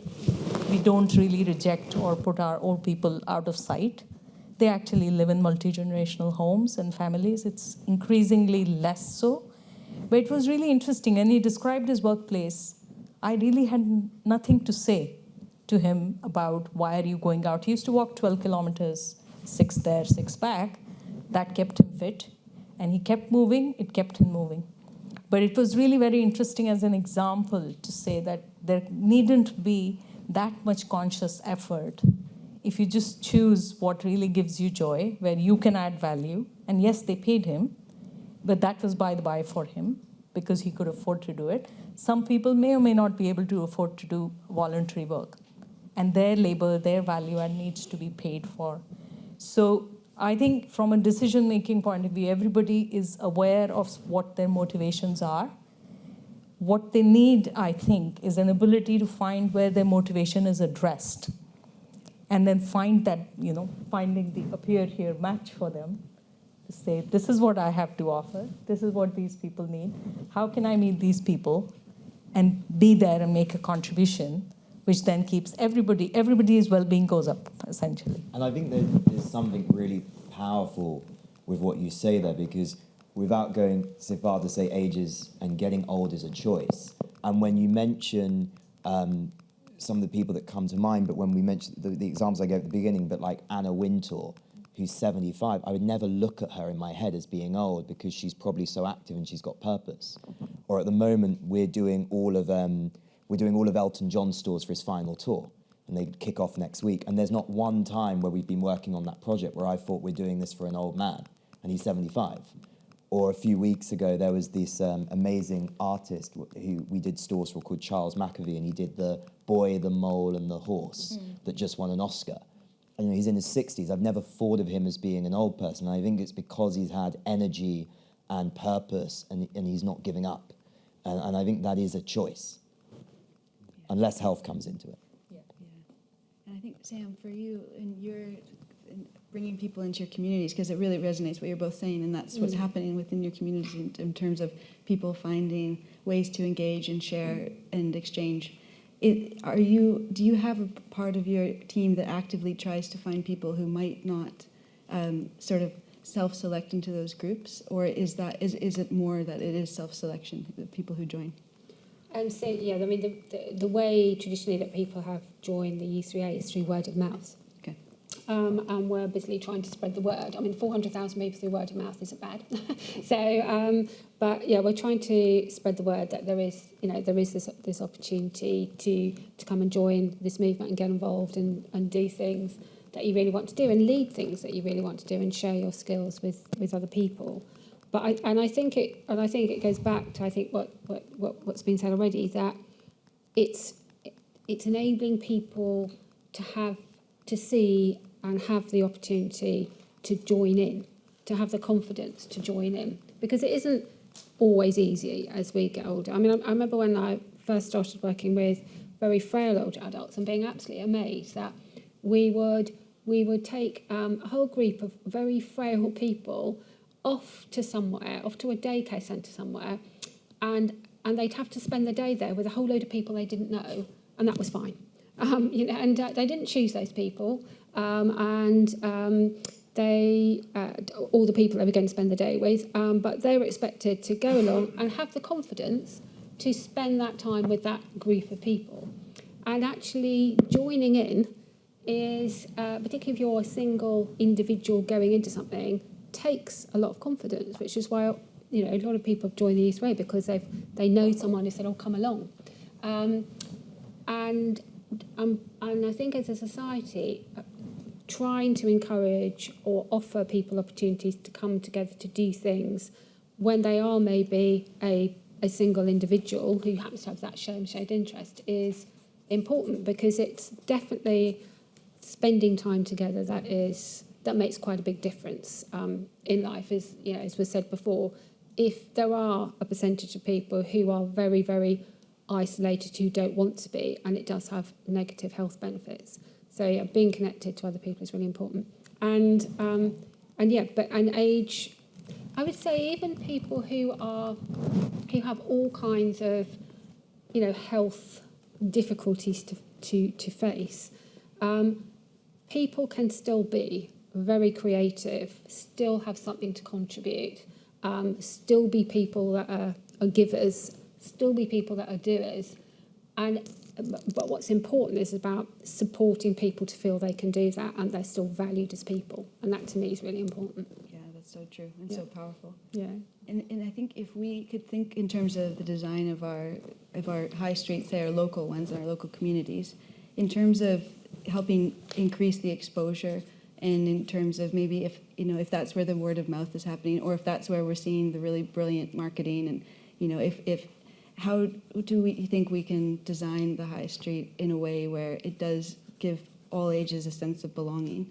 And I think maybe, Ross, I'll start with you, if you don't mind, because I've heard you speak about the sense of belonging that happens in a peer here. And do you think this is something we could look at in terms of bringing generations together? Well, I mean, there was something mentioned before when you guys were talking about saying that most old people don't feel that they're represented on Oxford Street and Regent Street. I think right now Oxford Street's about 50% vacant. I don't think many people find themselves representing that. Whether it's Topshop that's disappeared, whether it's most of the high street brands that disappeared, that is because of all ages they don't feel represented by big mass brands. You put big, beige, and I've forgotten the third B, but boring. But all three of those could be applied to cookie cutter stores that sort of littered our high streets and have now gone for maybe good reason. I think that when you go to most local neighbourhoods, I live in Hackney, and I remember years ago on Broadway Market taking my grandparents, and we walked down Columbia Road and we went for a little coffee shop and we went to the bakery, and they were amazed that there was a queue outside the bookshop, that nobody was on their phones, that people were having a laugh, and they loved it, and so did my parents, and so did my grandparents. There are also incredible brands. This morning I had breakfast with a young British-Jamaican fashion designer called Nicholas Daly, who's incredible. And I think the new ad campaign he's got, the model is Benjamin Zephaniah, the poet, who's 65. And these are young of all ages buying his clothes, which is incredible. So I think that to get to your point and to sort of round it off, I think that people across all ages care about quality. I think they care about what is local. I think as we become more globalized, we become more hyperlocal. I think as we become more connected on technology, we want to be often more in the tangible, in the real world. And I think that we've got to be really concerned that what we've learned over the last 10, 15 years, as social media becomes more prevalent, as isolation becomes more key, especially since COVID, when people are working from home more. You see that lack of connection causes more division. Mm-hmm. It causes more things like fake news. It causes more extreme populism and all of these issues. And often it's the older generations that are sat at home bored, watching Facebook, watching these things that aren't necessarily true. Mm-hmm. And you can see that based on the amount of connectivity they have, their views, their opinions change. So I think that we've got to be thinking about our local neighbourhoods more, and we've got to be thinking across the board how we give more people access. So whether it's a young guy that's just come out of school at 16 that wants to launch a coffee shop, or someone in their 60s, I think both of those things serve the community and they serve everyone when done right, but for that area. Yeah, it's so true. And Colin, something we were speaking about before that this reminds me of is how important just having, if there's on that high street, if you have access to toilets and you have access to seating, just, those two simple things can help more people go there to use it. And are there other design considerations that can help create that sense of belonging in a high street? And something we've spoken about before in terms of also that glue, where could there be something in the high street that helps those people connect, like you've mentioned in the pubs? Yeah, it's one of the things that I'm quite interested in, is this idea that communities and societies and how that social cohesion and glue used to happen. And you think about it, the local pub that I have mythicized about, where you got to walk in and meet people, suddenly you know the community, the church that people are now no longer going to as well. So there are very few local pubs. People aren't really meeting in churches in the same way they did before. They're not commuting to work in the same way they did before. They're not queuing outside shops. At least in some communities, it'd be great to hear that maybe that's coming back in some areas. But this idea you'd walk down the high street, you'd meet somebody in the queue at the post office, that tends to happen less and less and less and less. So even in small communities, and I live in Sevenoaks in Kent, and it's difficult to meet people in that. I can't imagine if there's one locals pub, and if there wasn't for that, I just don't know how anybody would meet anybody. The bus comes twice a day. It's not like you can just pop into town. And it's difficult. So what is it? We were talking earlier about what's my dream for retirement, and I was talking to a photograph I'd seen of some Greek village it had 6 older men and 2 old women sitting on a wall eating pipas and drinking something suspicious it was coffee, I think, probably from a cup, and just chewing the gum, talking about this stuff. And that's it. I just want to sit with people, and chat. And I don't see that here, and I don't see high streets designed to accommodate that. There's an amazing probably the best social commentator, Oldenburg, talks about the third place. And when he talks about the third places that bring us together, he talks about breaking down, and these are venues where there are no barriers, financial barriers to entry. So the French cafe, the British pub, and these sorts of places, and where they can really bring all ages and all financial barriers. And it's interesting because a few weeks ago I was in East London, and there's a pub that I don't know if anyone's familiar with, and it was called, I'm trying to remember the name, the Army and Navy. And this pub's got like a load of England flags outside. And a friend of ours said, who's quite a well-known gay DJ with his partner that was black, said we should go there. And the partner was like, I don't think I want to go in there. And I think we're going to get beaten up with these sort of England flags and the way it looked. And we walked in, and 50% of the audience was sort of over the age of 75, 80. And the other half were in their 20s.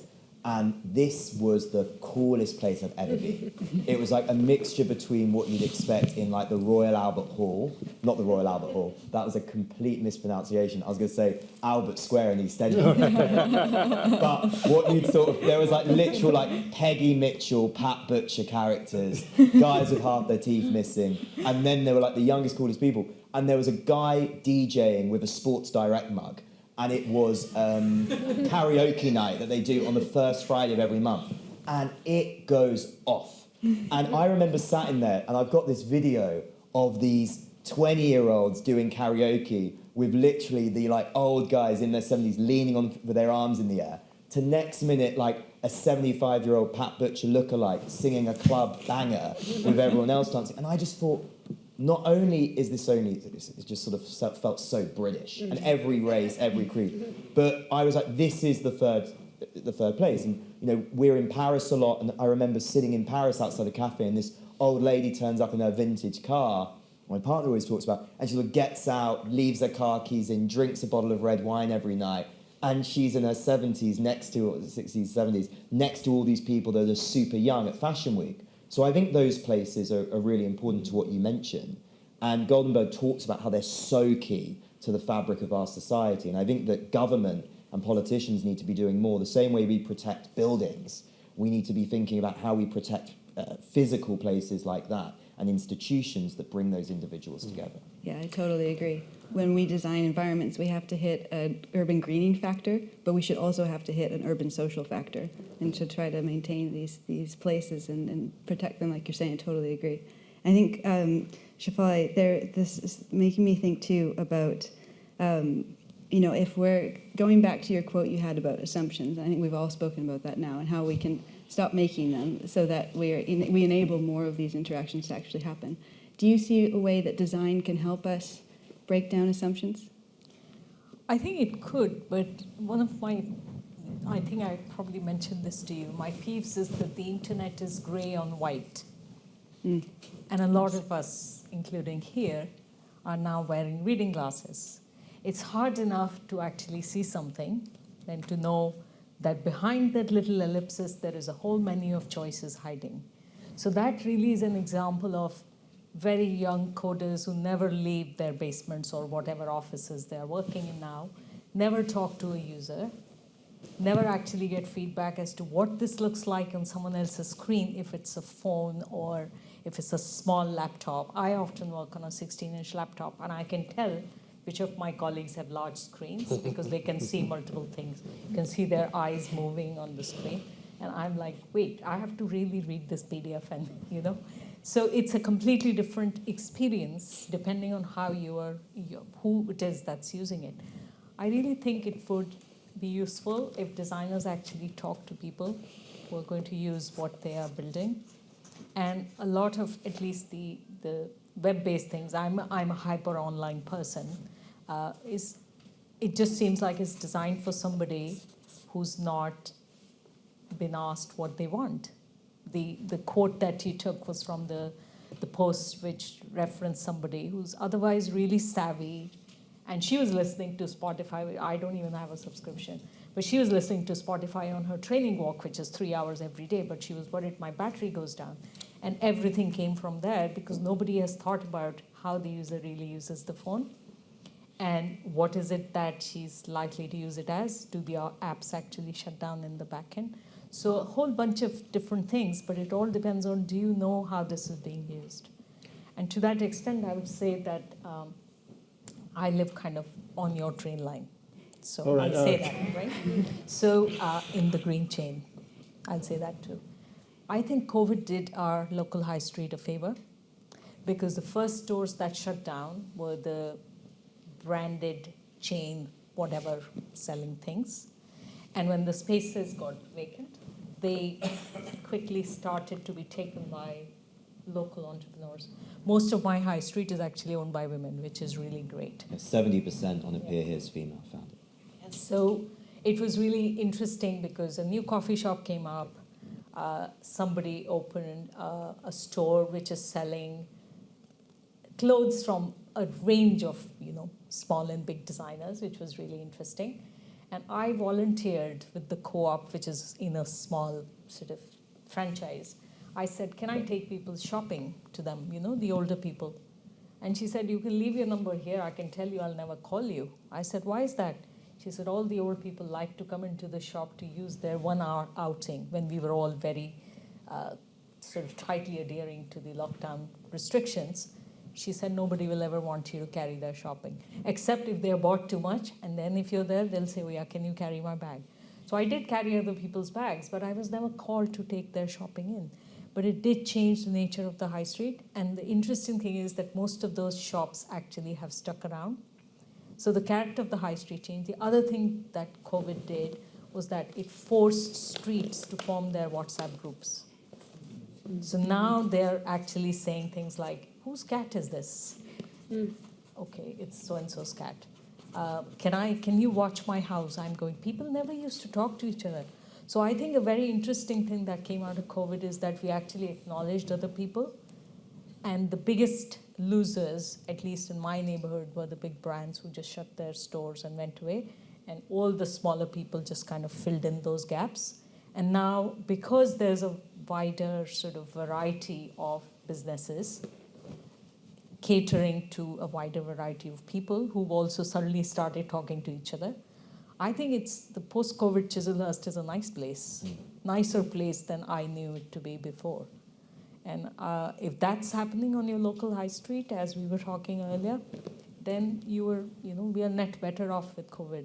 And we have to watch for the, oldies health and our own health as well. I think it's one of those nice things, and I really hope what we're all saying is true and comes to just and grows, because I remember 10 years ago I was told I was going to be working in a paperless office because paper was no longer necessary, and I just look at all the paper around us and it's like, yeah, there's something very human about making a mark on a piece of paper that digital hasn't quite managed to mimic yet, and I think it's the same with retail.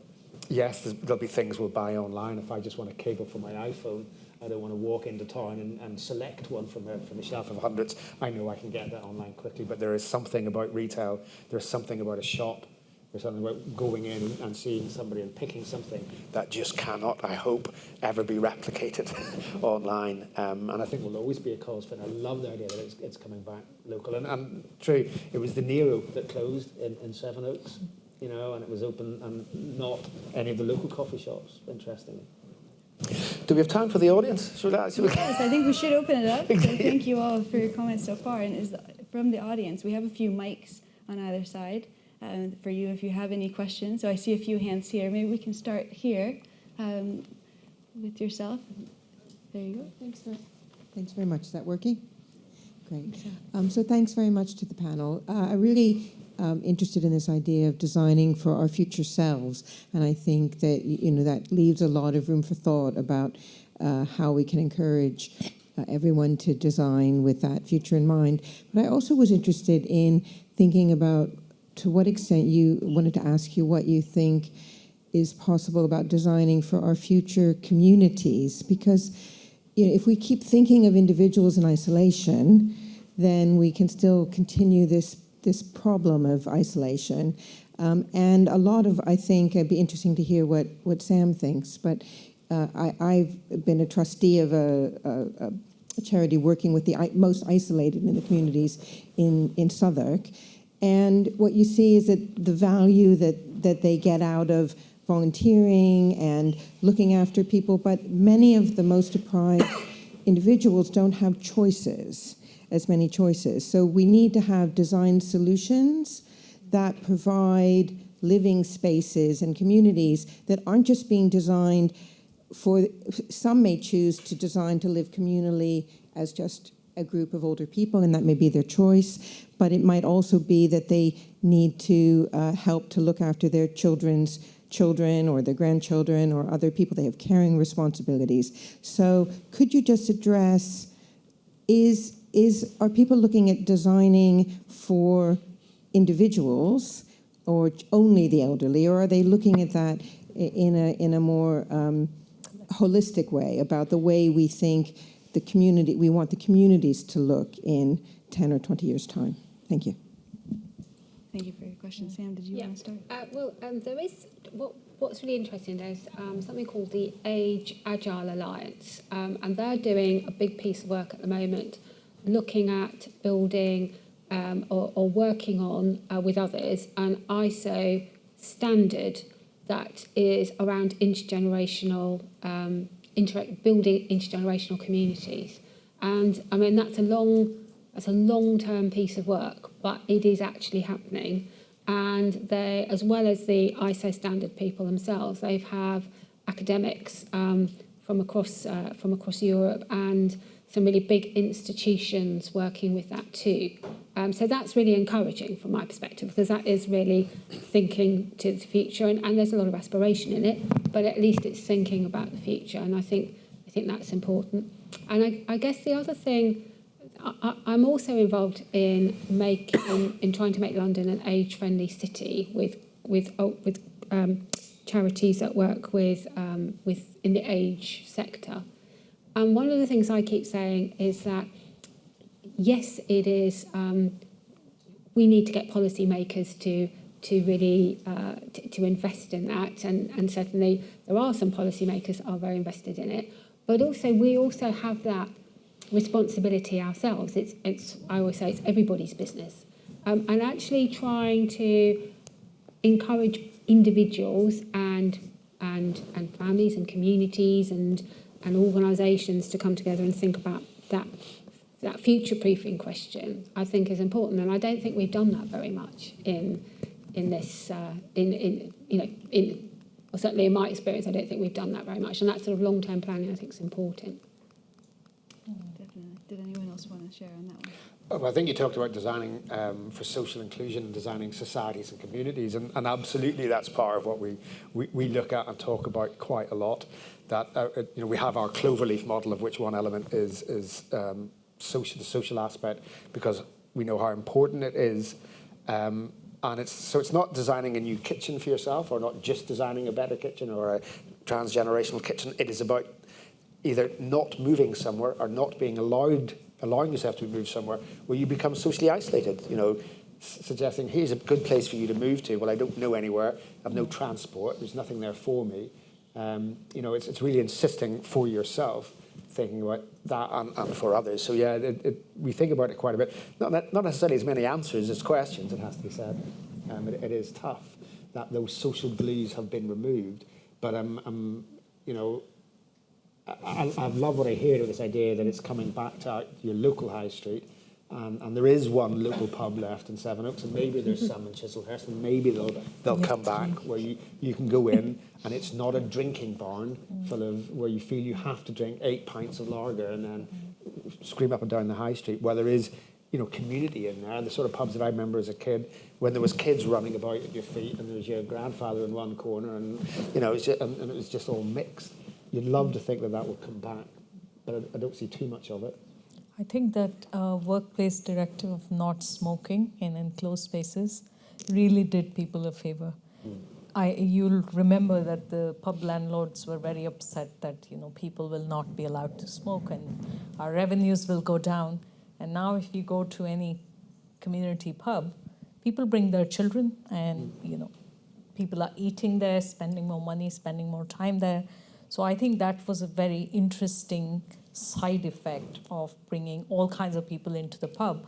Otherwise, it used to be just people who drink. I don't go to the pub because I don't drink, but I also don't have children or dogs to bring to the pub, which whenever I do end up going there, I see lots of people of different kinds now come to the pub. So that sometimes there can be serendipitous, things that happen.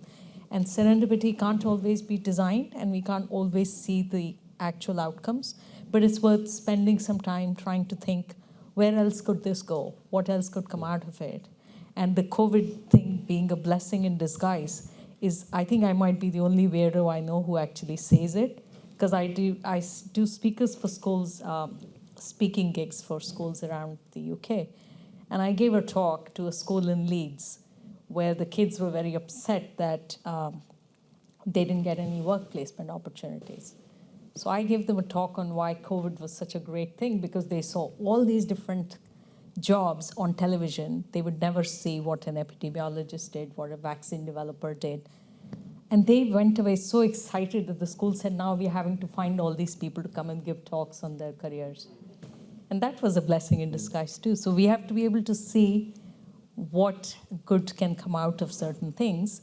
And I don't know if designers actually think that far to say, well, these are the intended outcomes, but these are the other things that may happen with probabilities I don't know how to assign to them. Unintended consequences, yeah. Yeah. A few more questions here. So I see a hand here. Yeah, I've got a few questions. We'll just wait for the mic to come down to you. And then we have another question as well. Yeah, there's a woman. We have a few at the top as well. I was going to mention... Can you hear me? Yes. Yeah. I was going to mention a few points will be really good, and things that we don't talk about compared to other countries is, in the UK, the thing that seems to be lacking is the nightlife for older people, especially if you go to continental countries. You see more elderly people and younger people going out together in the evening, like for a nightlife where you don't see that in the UK. And one thing I was also going to mention, another thing that could be really useful to help combat loneliness towards older people, and one thing I have created is a Happy to Talk bench to help combat loneliness. And another organisation which is really good to look out for, like you have in pubs, is called the Chatty Cafe Schemes, and to have a public living room. There's another one called Camarados and stuff like that. And have you ever anyone heard about the Happy to Talk bench? And the one about the chatty areas in pubs called the Chatty Cafe Scheme, if you want to look it up on the website. I'll definitely look it up. We'll take a note. Yeah, absolutely. What was the first one you mentioned, sorry? Nightlife for if you look up on BBC News, if you type in Happy to Talk bench, they have benches where people can sit down if they feel lonely and somebody come and say hi if they're passing by or sitting down. That's great. And Nightlife. also, if you did have the nightlife for the elderly people, they could have something where the bigger the space, the more easier to be intergenerational, such as another way to raise money to help more older people. Like you can collaborate, maybe doing a birthday event, combining it with a charity event which is intergenerational, rather than buying presents, and that's where we can raise more money for it. Great, and certainly with the nighttime economy, ILC are very big on that, and our partner, the International Longevity Centre, are doing a lot of work on the nighttime economy and opening it up to the longevity economy. So that the research hasn't got to a conclusion yet, so we're not presenting anything. But yeah, I mean, it's a big thing. But the other two will definitely check out because I wasn't familiar with it. The chatty space sounds really quite exciting. And Camarade is like a public living where you can use it in universities, libraries, and you can use the sofa in parks. Yeah. Yeah, definitely. So the bit I thought was quite interesting was, so I was in Italy this summer and I was in a little village, and at about 11 at night, everyone was out eating into the evening, and they had a live band playing, and I sat there all evening until the early hours of the morning watching couples that were in their 80s and 90s dancing together while kids ran around and everything you said, and you sort of looked at this little town and thought, this is idyllic. And I do think that, to your point, this idea that in Britain we seem to sort of go, well, if you're super young, they need to be in bed. And if you're super old, it's sort of embarrassing if you're out. And then you were in Italy and there were kids running around at midnight, and there were old people, and they were smoking, and they were drinking, and they were doing whatever. And, to give you the example, my Jamaican nan, the 95-year-old, she gets so upset about not drinking rum, and the whole family being like, you're on medication, you can't drink. And I'm like, she's 94. Like, if she drinks and has her medicine, what's really going to go wrong? And I think that in Italy, they sort of have that vibe. It's like, you've made it. Do what you want to do. Dance in front of people if you can't dance. And I think that the British need to have a bit more of the attitude that you mentioned. I think it's a good point about your granny and her rum. Yeah. There was a question. My dad was very careful with sweets all his life. And then I went to see him once when he was over 80, and I saw a chocolate bar in the top pocket of his shirt. He used to wear a butch shirt with the top. I said, you're eating chocolate? He said, yes. I said, but you never eat chocolate? He said, yes. I said, but why start now? He said, why not? I love that. That's so good. I think we have time for one more Yes, there's a question. woman at the back who's had her hand up quite a while. Yeah, thank you. Okay, first of all, thank you to all the panelists. So just a little bit about myself as well, because I'm doing my research on aging and older women in Thailand, hence I'm interested in this panel. So my first point would be around the roles of design on addressing the internalization of feeling like a burden for older people. So this has actually come up in my mind because when I interview my participants, who are the older women in Thailand, they're in their 60s, and then the question I asked them was what do you think is a good way to age or the successful way to age? And then one of their first answers is actually, we don't want to feel like a burden to our families. We don't want to feel like a burden to society. But it's actually the first thing that really just pop up from the answer, from the responses.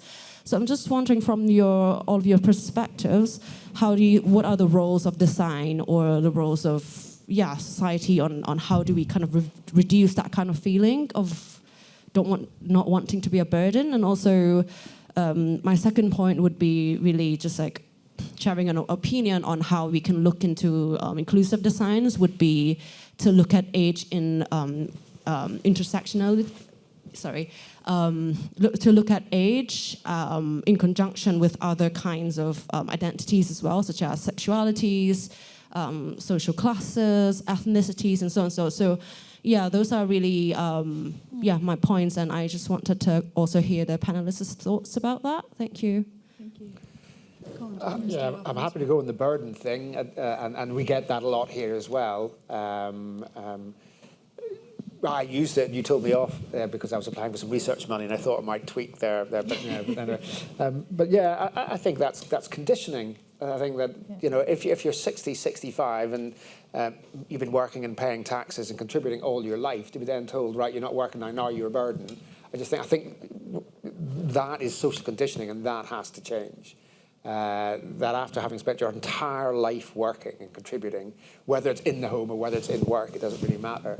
To then have that thrown at you sounds horrific, and it shouldn't be that way. But we do hear it all the time, and it's the language and words like tsunami and the burden on the social care services. We hear all these things, and they are dangerous words, and we need to be very careful of them. But I think design is one of those things, that the intersectionality of design, of course, you give a very good definition of what is bad design, and that is don't listen to your users, don't meet your users, don't test that is the definition of bad design. But design is like architecture; it's only as good as the client and the brief. Designers can't redesign society unless somebody asks them. They don't randomly turn up and change your living environment or your parks or your infrastructure without somebody briefing them. And therefore, it comes from the people who are really got the power to change society. And then it is important to use good design that considers intersectionality, that considers people's attitudes, considers the brand of age, and trying to break that negative association. But that comes with actually someone remembering to ask them in the first place. Yes, yeah, absolutely. I think that's the missing link. So we, in terms of redesigning space, if actually designers went out to ask people what good would look like, and that was more or less what happened all the time in terms of future-proofing our spaces, then actually it would be designed into the brief. Yeah. And I think we don't. I think quite often we retrofit the brief to fit what we think we can deliver. Yeah. And I don't think that's the change. I think there's also the risk that if you ask people what they want, they will tell you what they already know. So I think this is a Henry Fordism, that if you ask people what they wanted at the time, they would say faster horses. 100%. Right? So it doesn't leave space for breakthrough innovation. And I think somewhere some things might fit the brief, but then somewhere there has to be space for doing things that nobody has done before, and that becomes its own sort of pursuit and its own reward. And once again, kind of, you can design to say, this is what it's supposed to do.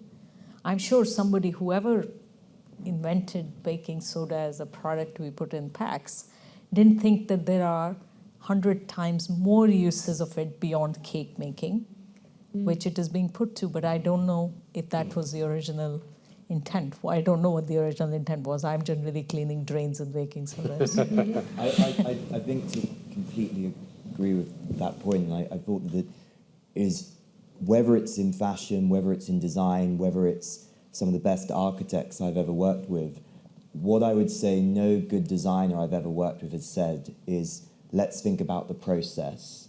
Let's think about the how do we reflect X, Y, and Z.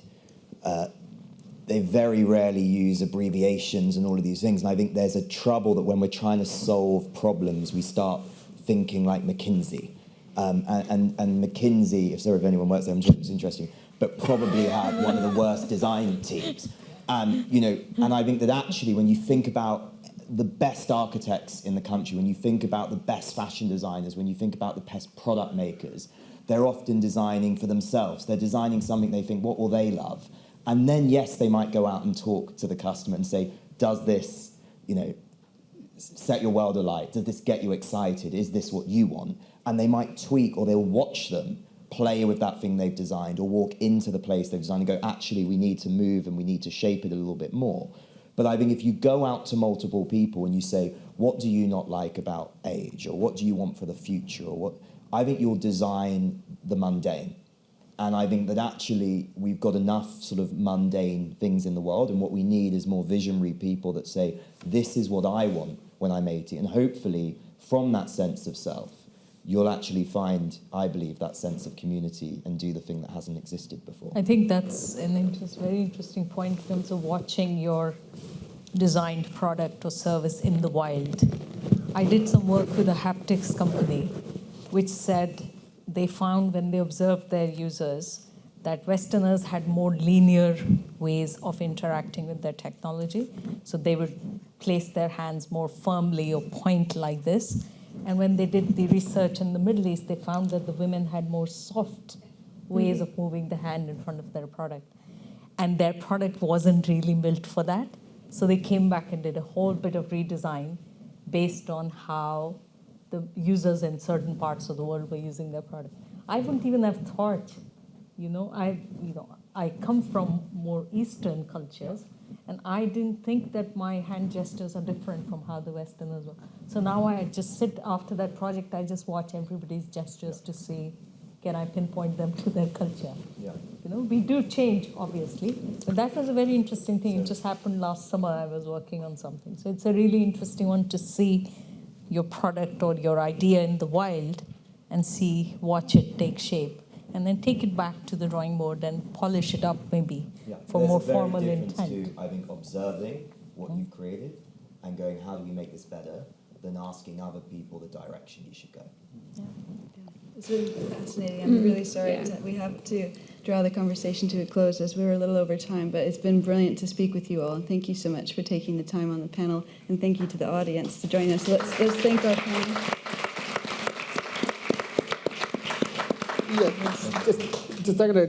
We're behind, people are creeping out, so I'm just going to close. I'm not going to go have a review on everything was said about ageism and burden and the brand of age, but I will leave everybody with a final thought to say, death is a target.